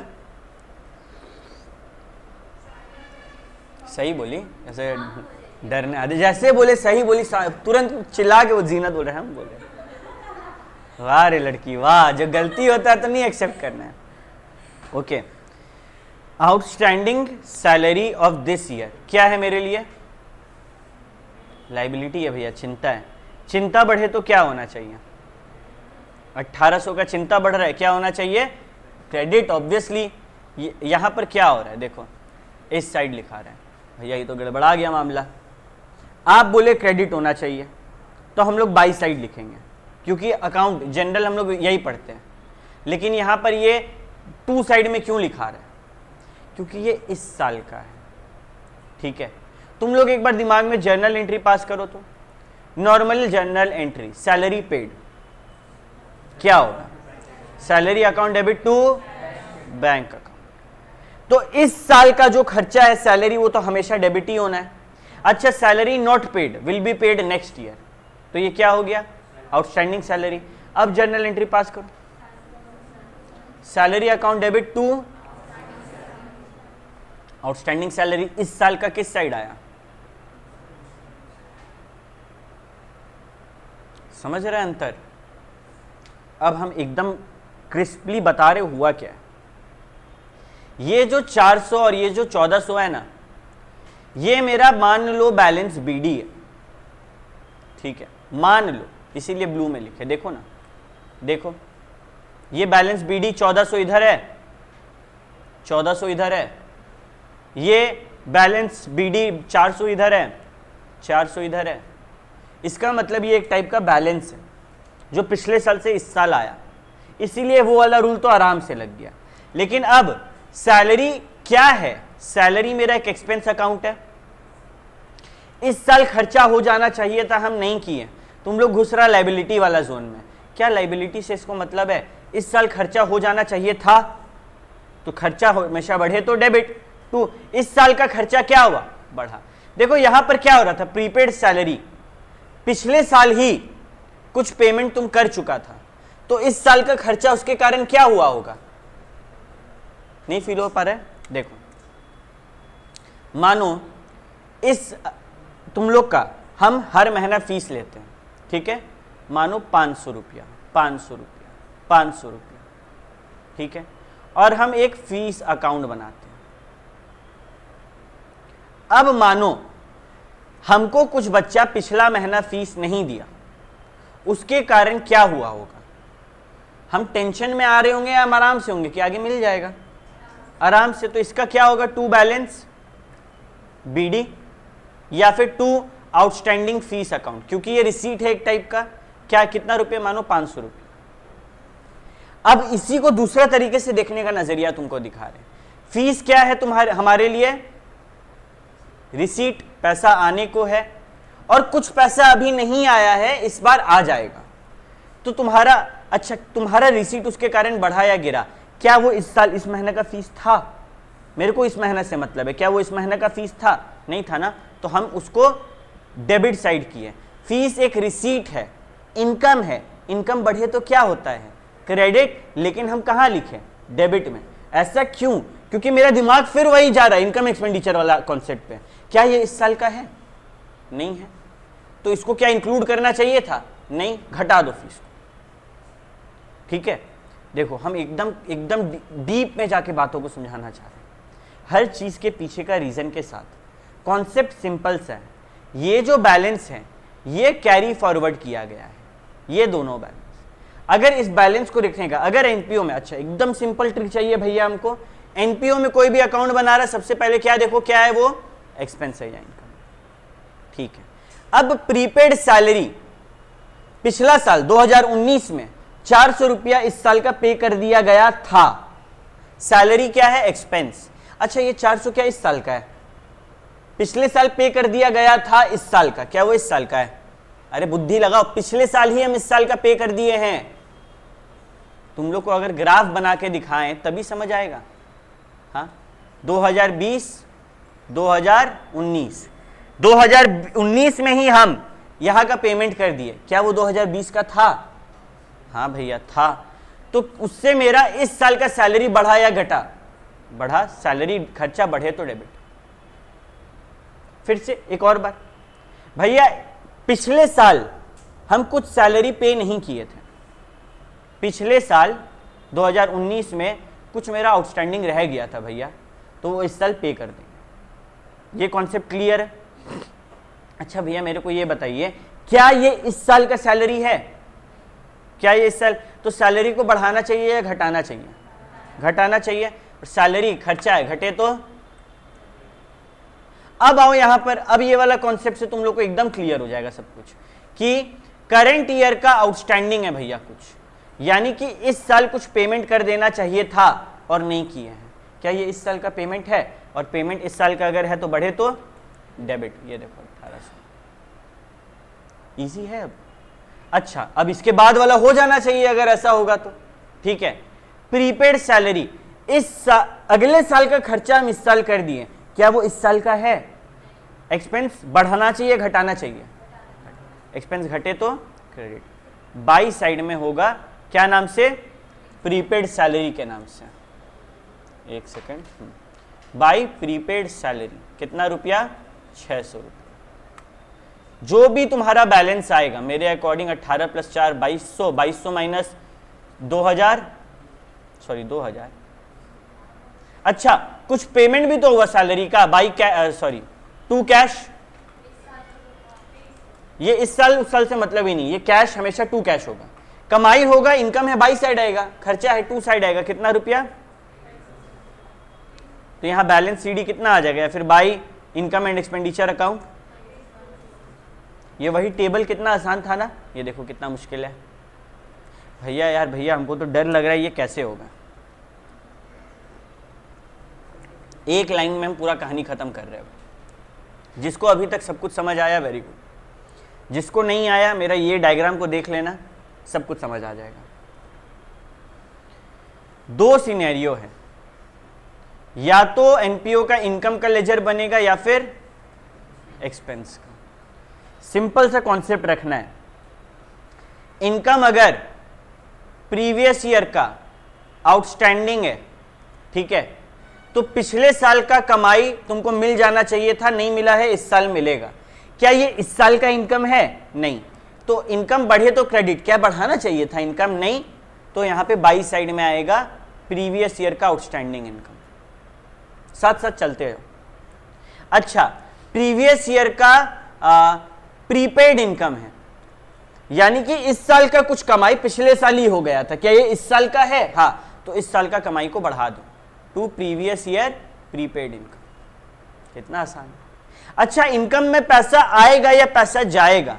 हमेशा पैसा आएगा, तो बाई कैश हमेशा यहां पे होगा ही होगा। और तुम लोग 110% इसको लिखना भूलेगा ही भूलेगा। देखो हम ही भूल रहे हैं, दो एग्जाम्पल के दोनों में भूल जाते हैं। ठीक है, तो बाई कैश क्लियर है।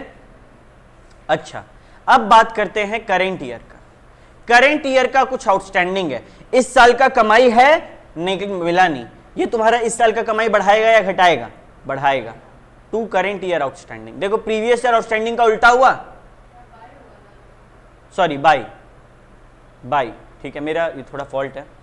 By current year outstanding. देखो पिछले साल 2 साइड था और इस साल 22 साइड हो गया, ठीक है। एक सेकेंड,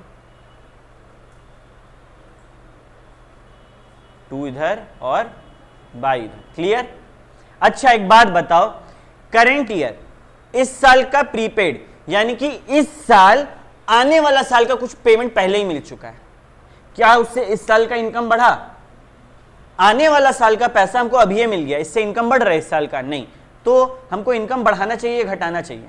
घटाना। तो क्या कर देंगे, यहां पे क्या करेंगे, टू प्रीपेड ऑफ, देखो prepaid of previous year 22 side था, prepaid of current year 2 side, ठीक है। और जो बचेगा वो कहां आएगा, इनकम एंड एक्सपेंडिचर में। कितना सिंपल है। आओ इसी तरीके से एक्सपेंस का करें। एक्सपेंस भी कैसा हो सकता है, प्रीवियस ईयर का आउटस्टैंडिंग एक्सपेंस, पिछले साल का खर्चा देना था, नहीं दिए, इस साल दे रहे हैं, क्या इस साल का खर्चा बढ़ाना सही है? देखो बहुत सारा बच्चा ब्लैंक होके बैठा हुआ है, कॉपी में चीस रहा है, कुछ कुछ कर रहा है, नोटिस कर रहे हैं, एग्जाम में भी यही करेगा, फिर 3 घंटा पार करना मुश्किल हो जाएगा, ठीक है। बार बार समझा रहे हैं, ठीक है, यहां पे ध्यान दो। चलो भैया अब आपका बात समझ आ रहा है, खर्चा है, प्रीवियस ईयर का है, आउटस्टैंडिंग है, यानी कि पिछले साल पैसा मिलना चाहिए था, नहीं मिला है, क्या इस पे करना चाहिए था, नहीं किए हैं, क्या उसको उससे इस साल का एक्सपेंस को बढ़ाना चाहिए, नहीं, तो एक्सपेंस को घटा देंगे, क्रेडिट साइड में बाई प्रीवियस ईयर का आउटस्टैंडिंग लिखा जाएगा। तो इस हिसाब से भैया अभी हम लोग एक गेम कर देते हैं। करेंट ईयर है, करेंट ईयर का आउटस्टैंडिंग किस साइड होगा? मेरा दिमाग, मेरा मन बोल रहा है आप उधर उल्टा कराए थे, इधर भी उल्टा होना चाहिए, करेंट ईयर का आउटस्टैंडिंग। एक बार चेक करें, एक्सपेंस है करेंट ईयर का आउटस्टैंडिंग, यानी कि इस साल खर्चा करना चाहिए था, नहीं किया, इस साल का खर्चा है ना, इस साल का खर्चा को बढ़ा देंगे, खर्चा बढ़े तो टू करेंट ईयर आउटस्टैंडिंग। अच्छा भैया उस हिसाब से करेंट ईयर का बात, अच्छा प्रीवियस ईयर का पहले बात करते हैं। प्रीवियस ईयर का कौन सा, प्रीपेड। क्या बात करना है इसमें, पिछले साल ही इस साल का कुछ पैसा दे दिए थे, तो मेरा खर्चा तो इस साल का बढ़ाना चाहिए था ना, तो इस साल का खर्चा को बढ़ा देंगे, तो टू प्रीवियस ईयर का प्रीपेड, ठीक है। अच्छा करेंट ईयर का बात करते हैं अब, सॉरी करेंट नहीं, यहाँ पे करेंट ईयर का प्रीपेड के साथ क्या किया जाएगा? भैया मेरा मन बोल रहा है टू करेंट ईयर प्रीपेड कहाँ होना चाहिए, बाई साइड में, बाई साइड में, ठीक है। भैया एक बार बुद्धि लगाते हैं, करेंट ईयर का प्रीपेड यानी कि इसी साल अगला साल का कुछ पैसा दे दिए, क्या उससे इस साल का खर्चा बढ़ा? तो खर्चा बढ़ा नहीं तो क्या कर देंगे, घटा देंगे, क्रेडिट साइड में। क्या है, इतना आसान है, ठीक है। अब एक काम करें सिंपल सा, तुम लोग अपना क्लास वर्क का नोटबुक में एनपीओ लिखो और सबसे पहले ये 2 टेबल बनाओ, सेम टेबल एकदम हाफ पेज लो और सुंदर से बनाओ, और जो बच्चा फंसेगा इसको बनाने में मैम वो मेरे को बुलाओ, ठीक है। अब बस अब जो करना है वो हम लोग सबको पता है, अब कुछ नया वैसा भयंकर चीज नहीं है, ये चीज था जो तुम लोग को टैकल करने में एनपीओ में दिक्कत होगा, इसके अलावा सब मजाक है। आओ देखते हैं, बैलेंस शीट बनाना है। बैलेंस शीट का कहानी क्या है, बैलेंस शीट वही जो हमेशा से काम करता है कि दोनों एसेट और लायबिलिटी क्या होना चाहिए, बराबर होना चाहिए। और अगर बैलेंस शीट क्यों बनाते हैं, अगर ओपनिंग बैलेंस शीट कब बनाना पड़ेगा, जब क्या नहीं दिया हुआ है, ओपनिंग कैपिटल। बस बैलेंस शीट का 2 कहानी है। अब आते हैं कुछ कुछ चीज़ों के बारे में बात करते हैं। सबसे पहले डोनेशन। डोनेशन एक फर्म के लिए क्या होगा, इनकम, राइट। डोनेशन का ना ट्रीटमेंट थोड़ा सा अलग है। क्या हुआ भाई, यहां पे ध्यान दो, यहां पे ध्यान दो। डोनेशन इंपॉर्टेंट है, ये वो नॉर्मल कहानी नहीं है। डोनेशन हमारे लिए क्या है, इनकम। अब तुम लोग जब डोनेशन देता है किसी को, क्या जिंदगी में तुम लोग कभी डोनेशन दिया है, दान पेटी में 2 रुपया को डोनेशन नहीं बोलते, ये चीज़ का क्लैरिटी। डोनेशन देखो स्कूल में बहुत बार होता है ना कि ओल्ड एज होम के लिए कुछ करना है, ऑर्फन्स के लिए कुछ करना है, वो सब भी डोनेशन का हिस्सा है। तब तुम लोग जो पैसा देता है, क्या तुम लोग ऐसे बोल कर देता है कि मेरा पैसा इस काम में यूज आना चाहिए? नहीं। अगर उनको खाना का जरूरत है खाना खिलाइए, कपड़ा का जरूरत है कपड़ा दिलाइए, राइट। तो फॉर जनरल पर्पस अगर हम लोग डोनेशन दें तो वो रेवेन्यू एक्सपेंसेस के लिए दिया जाता है। को जो भी जनरल काम है कर लो भाई, तो वो किस में आता है? Income and expenditure. लेकिन मानो किसी स्पेसिफिक काम के लिए तुम लोग डोनेशन दिया, जैसे कि तुम लोग को पता होगा इस्कॉन करके एक वो है, क्या बोलते हैं, संस्थान है, एक्चुअली में वो मंदिर नहीं है, ठीक है। इस्कॉन जो है श्रीला प्रभुपाद करके एक आदमी है, तुम लोग देखा होगा, बहुत बूढ़े से वो भगवत गीता लेके बैठे रहते हैं, वो पूरे दुनिया में इसका प्रचार किया। अब इस्कॉन का मंदिर बन रहा है तो टाइम टू टाइम यूट्यूब पे ऐड आता है कि मंदिर के लिए डोनेशन दो। वो जनरल पर्पस है या स्पेसिफिक पर्पस है? स्पेसिफिक पर्पस है ना। तो इट फॉर बिल्डिंग कंस्ट्रक्ट कराना है, तो क्या उसको इनकम एंड एक्सपेंडिचर में दिखाना सही है? बोला नहीं, उसको लाइबिलिटी साइड में दिखाओ। अगर कोई स्पेसिफिक काम के लिए पैसा दे रहा है ना तुमको, तुम एनपीओ है, तुमको कोई स्पेसिफिक काम के लिए हम डोनेशन कर रहे हैं, वो कहाँ आएगा? लाइबिलिटी में आएगा। जनरल काम के लिए कर रहे हैं, इनकम एंड एक्सपेंडिचर में आएगा। यहां तक कहानी सिंपल था। क्वेश्चन कुछ नहीं बोला तो क्या मानेंगे? अगर कहीं भी हिंट है कि कैपिटल रिसीट है तो कैपिटल फंड में ऐड कर देना है। क्या करना है? कैपिटल फंड, कैपिटल पूंजी में ऐड कर देना। तो क्वेश्चन कुछ नहीं बोला है, कैपिटल फंड में जाएगा। क्वेश्चन कुछ बोला, क्या बोला? जनरल पर्पस है, इनकम एक्सपेंडिचर में जाएगा, और स्पेशल पर्पस है तो लाइबिलिटी साइड में जाएगा। क्योंकि चिंता है ना, आज इस्कॉन वालों को हम लोग डोनेशन दे रहे हैं, इसको चिंता है जब तक बिल्डिंग नहीं बन जाएगा कि इन लोग का पैसा को संभाल के रखना है। समझ आ रहा है बात? ऐसे ही ना इस्कॉन पे आरोप लगा था। देखो ISKCON is one of the biggest institutions of India, मतलब इसका पूरा वर्ल्ड में प्रचार हो रहा है। तो इस पे आरोप लगा, तुम लोग कभी भी अगर जाएगा मायापुर इस्कॉन या फिर कोई अच्छा बड़ा इस्कॉन, वहाँ पे तुम लोग देखेगा फॉरेनर्स है, ठीक है। तो यहाँ पे और बहुत सारे आईआईटी के बच्चे, एनआईआईटी के बच्चे आ रहे थे। तो इस पे आरोप लगा कि ये लोग मनी लॉन्ड्रिंग कर रहे हैं। मनी लॉन्ड्रिंग का मतलब क्या? ब्लैक वाइट खेल रहे हैं मंदिर के नाम पे। तो फिर वहाँ पे बात उठा कि हम लोग इसका ऑडिटर्स रिपोर्ट देखते हैं, क्योंकि चार्टर्ड अकाउंटेंट तो हर किसी को रखना है ना। तो उसका चार्टर्ड अकाउंटेंट का ओपिनियन में उसको नॉर्मल अच्छा ओपिनियन मिला था कि नहीं घपला नहीं किया जा रहा। ठीक है, समझ आ रहा है बात? तो यहाँ पर भी हम लोग को काम है। याद है बताए थे खालसा का ऑडिट अपने पास है, गुरुद्वारा का बगल में जो गुरुद्वारा है उसका ऑडिट अपने पास है। हर किसी को जिसका कमाई हो रहा है किसी भी सोर्स से, उसको अपना ऑडिट कराना पड़ेगा, ठीक है, चाहे वो एनपीओ ही क्यों ना हो। नहीं तो तुम खाली सोचो ना कि भगवान के नाम पर और गॉड के नाम पर कितना डोनेशन लिया जा सकता है और इसका कितना मिसयूज़ किया जा सकता है। क्लियर है? चलो, ये तो बड़ा आसान था भैया, डोनेशन तो समझ में आ गया। आगे बढ़िए, ये पूरा डोनेशन का कहानी है। और यहां पर क्या बोला? The term fund is strictly applicable to amounts collected for special purpose. यार ये भयंकर बात बता दिया, हाइलाइटर उठाओ और मार दो। फंड और स्पेशल पर्पस, जब भी हम लोग एग्जाम में देखेंगे फंड शब्द का इस्तेमाल है और डोनेशन है, वो कैसा पर्पस के लिए? स्पेसिफिक के लिए, ठीक है। और जब वो पैसा को उस चीज के लिए इस्तेमाल ना किया गया हो तब क्या करेंगे? मानो हम बिल्डिंग बनाने के लिए फंड इकट्ठा किए, लेकिन उस पर तुरंत एक बार में बिल्डिंग बन जाएगा क्या? 6 महीना में नहीं बना, तो उसको क्या नाम से डालेंगे? बिल्डिंग अकाउंट के नाम से डाल देंगे। ये बेसिक्स है, उतना याद नहीं रखना। ये बात सबको क्लियर है? मेरे मन में एक डाउट आ रहा है। मानिए भैया एक ऑर्फनेज बनाने का बात हो रहा है, ऑर्फनेज मतलब अनाथालय, और मेरे पास पैसा नहीं है देने को, क्या है? जमीन है। तो क्या वो डोनेशन के नाम पे काउंट किया जाएगा? किया जाएगा, ठीक है। अगला, एंट्रेंस या फिर एडमिशन फीस। जब भी हम किसी क्लब में जाते हैं तो एंट्रेंस या एडमिशन फीस लगता है। अरे वो तो जिम में भी लगता है। क्या होता है इसका मतलब? आप हम लोग से जुड़ने जा रहे हैं आपको एक नॉमिनल 500, 1000 जो भी है देना पड़ेगा। ये फर्म के लिए क्या है? कमाई है या खर्चा है?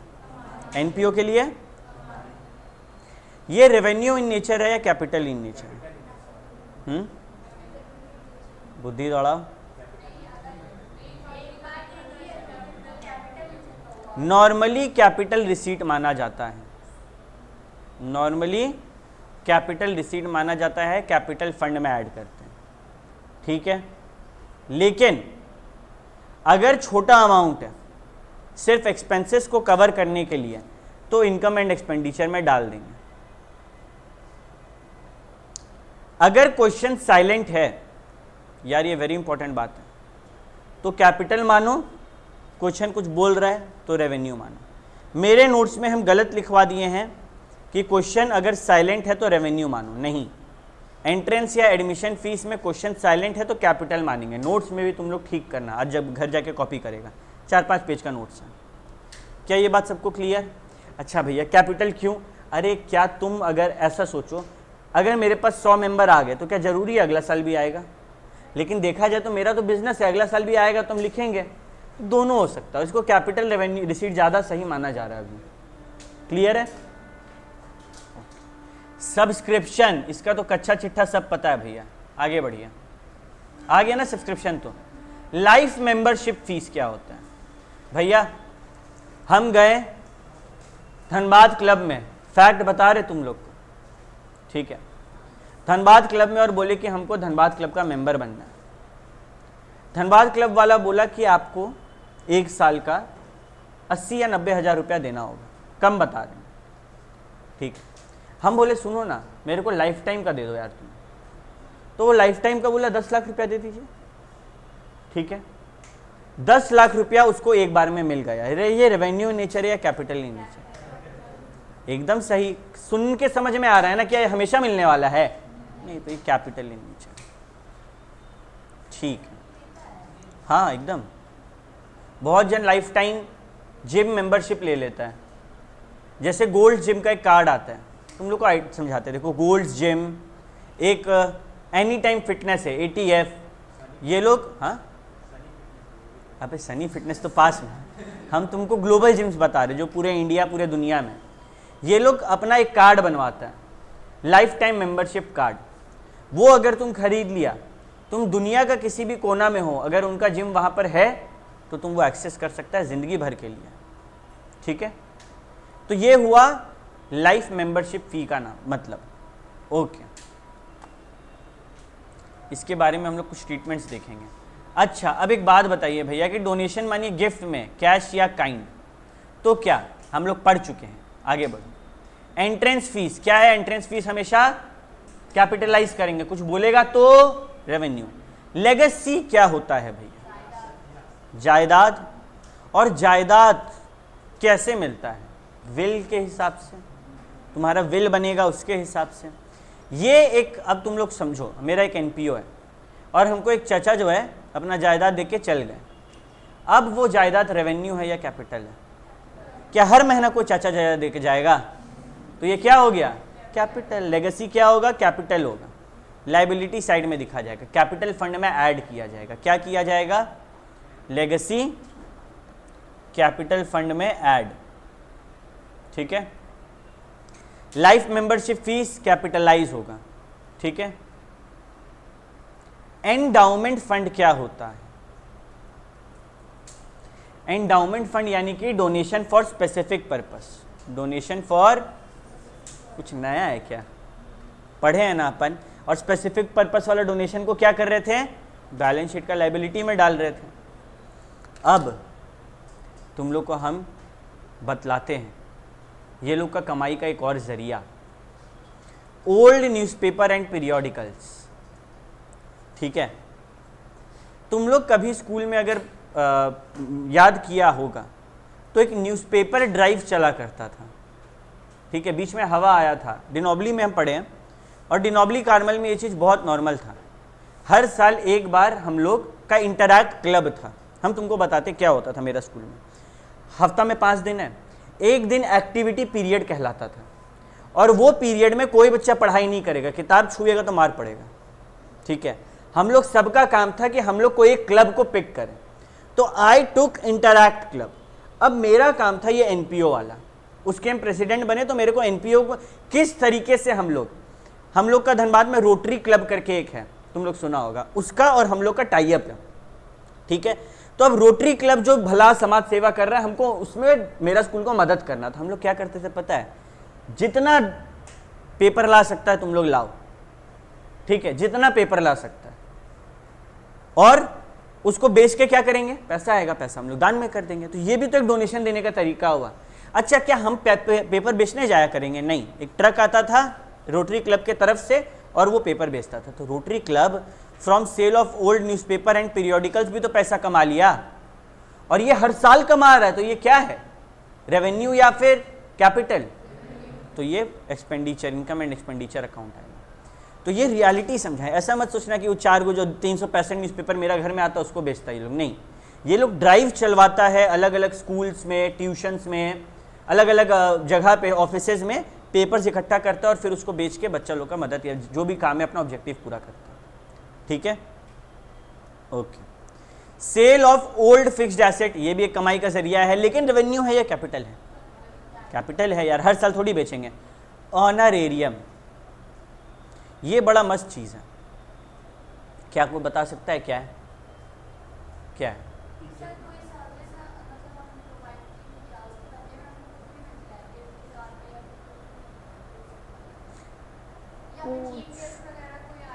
एग्जैक्टली, कोई चीफ गेस्ट आया, उसको शॉल उड़ाएं, एक गिफ्ट दे दिए, पेन, डिओड्रेंट, कुछ भी, कपड़ा उपड़ा, वो सब खर्चा है ना एनपीओ के लिए। अरे एनपीओ के लिए तो आए दिन लगता है।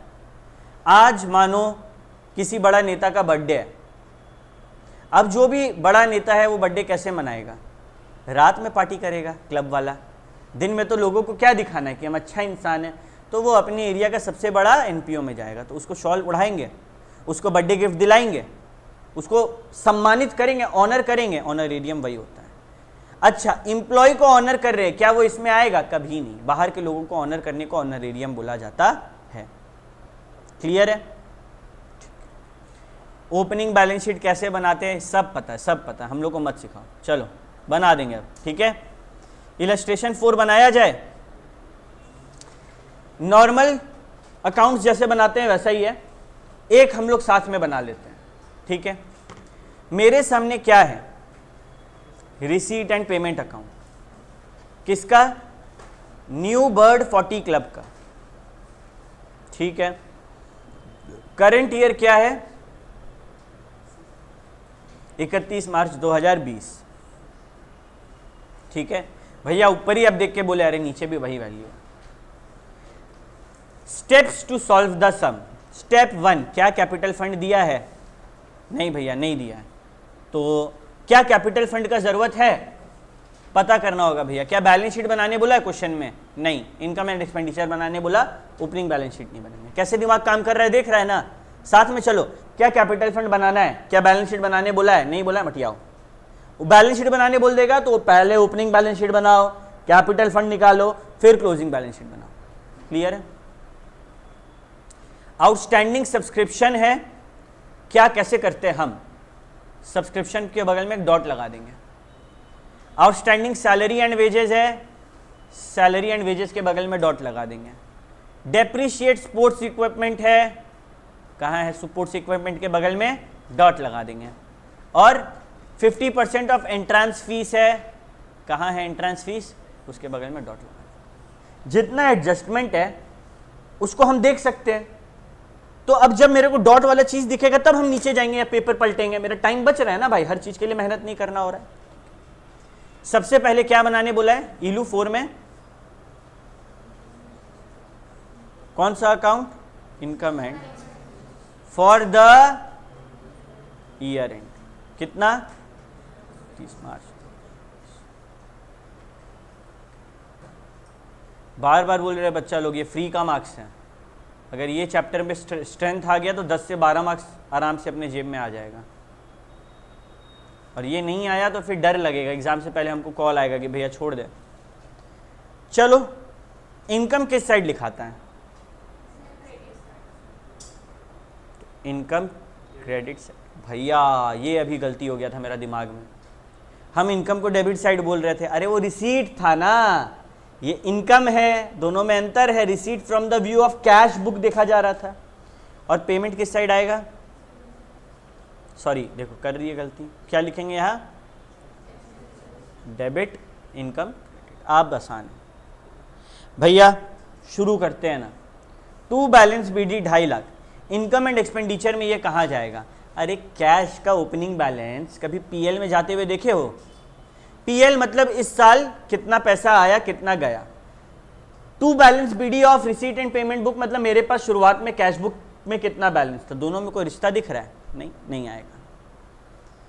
फिर अगला आया सब्सक्रिप्शन, और हम तुम लोग को बोले क्या कि बाहर कुछ दिख रहा है माथा दर्द वाला चीज, क्या बना लो, लेजर बना लो, उससे काम आसान हो जाएगा। तो आओ ना एक लेजर बना देते हैं, सब्सक्रिप्शन, और हम नहीं बना रही है, तुम लोग बना रहे हैं, ठीक है। तो गलत भी बनेगा तो तुम लोग का जिम्मेदारी, मेरा जिम्मेदारी नहीं है। 2018-19 का सब्सक्रिप्शन दिया है, 2019-20 का दिया है, ठीक है, कोई दिक्कत नहीं है। कितना, 65,000, 3,55,000, और नीचे में क्या बोला, outstanding subscription for current year कितना, 55,000, ओके ठीक है। तो यार इस साल ना सब्सक्रिप्शन के नाम पर 2 पेमेंट जा रहा है, एक 18-19 का जा रहा है और एक 19-20 का जा रहा है। तो हम लोग क्या करेंगे, हम लोग को क्या कोई आउटस्टैंडिंग बैलेंस दिया है किस साल का, करेंट ईयर का, वो मेरा लेजर में किस साइड जाएगा, बाई क्या नाम से, by current year outstanding subscription, पक्का। आगे बढ़े, ये बाई कैसे हुआ, सब्सक्रिप्शन मेरे लिए क्या है, इनकम। ये किस साल का सब्सक्रिप्शन है, करेंट ईयर का आउटस्टैंडिंग, इस साल इनकम होना चाहिए था, तो इस साल का इनकम को क्रेडिट करके बढ़ा दिया, इनकम क्रेडिट, हाँ 2 साइड होगा, आओ देख लेते हैं। तुम लोग ये बनाया इनकम, और बाई करेंट ईयर आउटस्टैंडिंग किस साइड आया, ठीक है। धीरे धीरे ना इसमें हाथ बैठेगा, देखो यार इसमें ना प्रैक्टिस बहुत ज़रूरी है। मेरे हिसाब से अगर 11-12 पर डीके गोयल है जिसमें एनपीओ मिल रहा है, वहाँ से एनपीओ सल्टा दो, एनपीओ में महारती हासिल हो जाएगा, क्योंकि तुम लोग के पास जो है वो प्रैक्टिस के लिए इनफ है। स्कैनर भी साथ में अगर बुक भी बनाएगा तो भी इनफ है, डीके गोयल नहीं छूना पड़ेगा, बट हाथ से एक एक सम को बनाना होगा, थोड़ा टाइम टेकिंग है बट फ्री का मार्क्स है, पास करने के लिए बहुत बड़ा औजार है ये क्लियर है। बाई करेंट ईयर आउटस्टैंडिंग कितना है, 55,000, कोई दिक्कत नहीं भैया, कोई दिक्कत नहीं है। अच्छा इस साल का पेमेंट कितना हुआ, हाँ ये देखो ना, 2 सब्सक्रिप्शन 2018-19 एंड 2019-20, ये 18-19 का पेमेंट है, क्या इस साल का बढ़ेगा सब्सक्रिप्शन, तो इस साल का इनकम घटेगा, बढ़ेगा नहीं तो घटा देंगे, ट्रिक है। तो 2 साइड में लिखेंगे, 2 कैश कितना हजार, 55,000, 65,000, और एक और है 19-20 का, वो इस साल है ना, इस साल का इनकम को बढ़ा दो बाई कैश। एक सेकंड यार, 2 कैश लिखेंगे लेकिन गलत हो जाएगा, यहां लिखेंगे 2, क्या बोलेंगे इसको, पिछले साल का पेमेंट इस साल कर रहे हैं, यानी कि आउटस्टैंडिंग सब्सक्रिप्शन। एक बार देखें 2 outstanding income of previous year है क्या, 2 outstanding income of previous year, सही जा रहे हैं अपन। फिर बाई कैश कितना,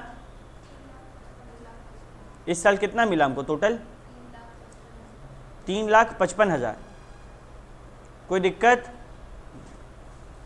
अच्छा और कुछ है, नहीं है और कुछ, देखो तो बैलेंस कितना आ रहा है इस साइड, 3,55,000 प्लस 55,000 माइनस 65,000,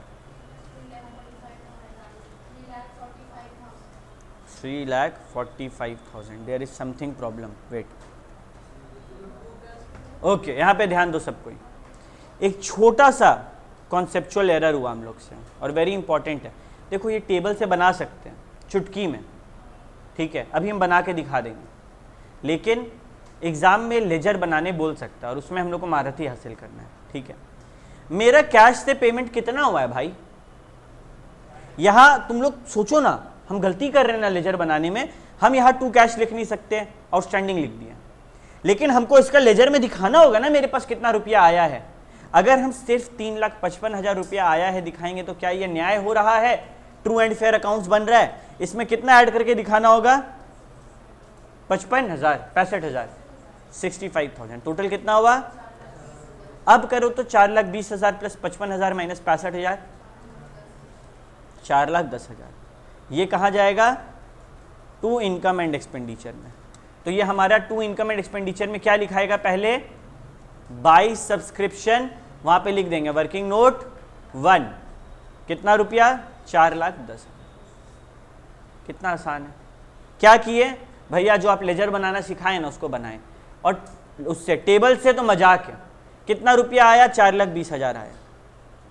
इसमें से कितना इस साल का बाकी है मिलना? 55,000 मिलना बाकी है। और कितना इस साल मिल चुका? 65,000 मिल चुका। तो कितना जाएगा इनकम एंड एक्सपेंडिचर में? 4,10,000। ये आसान है, लेकिन एक लाइन लिखने का ये मेरे को मिला कितना? रिसीट एंड पेमेंट में देखो, रिसीट एंड पेमेंट में कितना मिल रहा है? 65 प्लस 3,55,000 इज इक्वल टू 4,00,000। ये पूरा दिखाना होगा ना बाई कैश। तो यही हम नहीं दिखाए थे, इसलिए हम लोग का आंसर गलत आया था। ये बाई कैश पूरा दिखाना होगा, because true and fair view, ये सच्चाई है, इसको नहीं छुपाया जाएगा। इसको छुपाएंगे तो सीए डांट लगाएगा। ठीक है, चलो अब आगे बढ़े। एक माथा दर्द कंप्लीट। टू डोनेशन, डोनेशन मिल रहा है हम लोग का, क्या हो जाएगा? ये बाय डोनेशन। कितना? अब तुम लोग मदद करो, बुक देखो, अगला क्या है? By entrance fees. अच्छा, इसमें डॉट है, डॉट है मतलब क्या बोल रहा है? एंट्रेंस फीस के लिए 50% कैपिटलाइज होगा, कोई दिक्कत नहीं। अगर 50% कैपिटलाइज होगा मतलब बैलेंस शीट में 50% ऐड होगा। यहाँ एंट्रेंस फीस के नाम से हम कितना लिखेंगे? कितना रुपया है? 85,000। उसका कितना लिखेंगे? 50%। कितना आएगा? कोई दिक्कत नहीं। इसके बाद क्या है? इनकम में कुछ है? रिसीट में? पेमेंट में हो? क्या है? क्या उस पर डॉट बना हुआ है? आओ हम लोग वर्किंग नोट बनाएंगे। जो एडजस्टमेंट है उसका वर्किंग नोट बनाना है, चाहे कितना भी आसान हो, मार्क्स उसी का मिलेगा। सैलरी, इसका क्या लेजर बना के बना लेगा तुम लोग? देखते हैं भैया, आइए। सैलरी एंड वेजेस के लिए क्वेश्चन बोल रहा है कि हम लोग 1,65,000 का पेमेंट किए, तो क्या टू बैंक बोल सकते हैं 1,65,000? पहले ये लिख लो ना, तो ये जो गलती पिछले बार हुआ था नहीं होगा। पहले हम लोग पेमेंट लिख दिया। उसके बाद बोल रहा है outstanding salary for the year ended 31 मार्च। इस साल का कुछ सैलरी पे करना था, नहीं किया, तो खर्चा तो तेरा बढ़ रहा है ना। तो to outstanding salary of current year, कितना रुपया? 40। तो मेरा इनकम एंड एक्सपेंडिचर में कितना जाएगा? 2,05,000। किसी को कोई दिक्कत? तो हम लोग सीधे क्या करेंगे? यहाँ पे पेमेंट साइड ना, एक्सपेंस साइड, बाय सैलरी और वर्किंग नोट 2, कितना? 2,05,000। Sorry, to salary 2,05,000। कोई दिक्कत नहीं है, ठीक। नेक्स्ट क्या है? कोई डाउट नहीं है? डॉट होगा तो बताना अब हमको, ठीक है। टू ऑफिस एक्सपेंस कितना? फिर टू स्पोर्ट्स इक्विपमेंट। यार स्पोर्ट्स इक्विपमेंट क्या कर रहा है? कंज्यूम की परचेज। भैया कुछ नहीं बोला तो क्या मानेंगे? परचेज किया। क्या परचेज करना स्पोर्ट्स इक्विपमेंट कैपिटल चीज़ है या रेवेन्यू चीज़ है? कैपिटल ना, तो क्या वो यहाँ पर आएगा? तो यार इसके बगल में स्टार मार्क मारो, ठीक है। यहाँ पे सब्सक्रिप्शन के बगल में स्टार मार्क मारो, ताकि याद रहे कि इसमें से कौन कौन सा चीज़ है जो ध्यान रखना है। फिर अगला क्या है? टेलीफोन स्पोर्ट इक्विपमेंट में डिप्रिसिएशन होगा, नीचे डॉट इसीलिए था ना डॉट। कितना का डिप्रिसिएशन है? 55, 85, 500। कैसे किया? 3,42,000 का 25% डिप्रिसिएशन लगेगा, बट वो खरीदा हुआ नहीं दिखाएगा। टेलीफोन चार्जेस कितना था? 28,000। फिर इलेक्ट्रिसिटी चार्जेस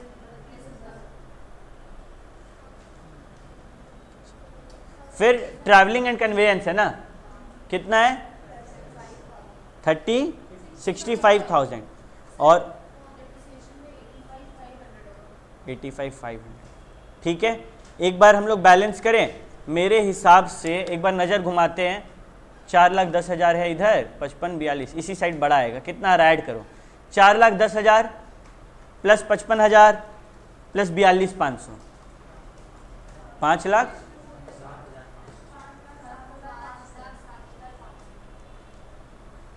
अब इसको माइनस करो, माइनस 5,07,500 माइनस 2,05,000, 35,000, 85,500, 28,000, 32,000, 65,000।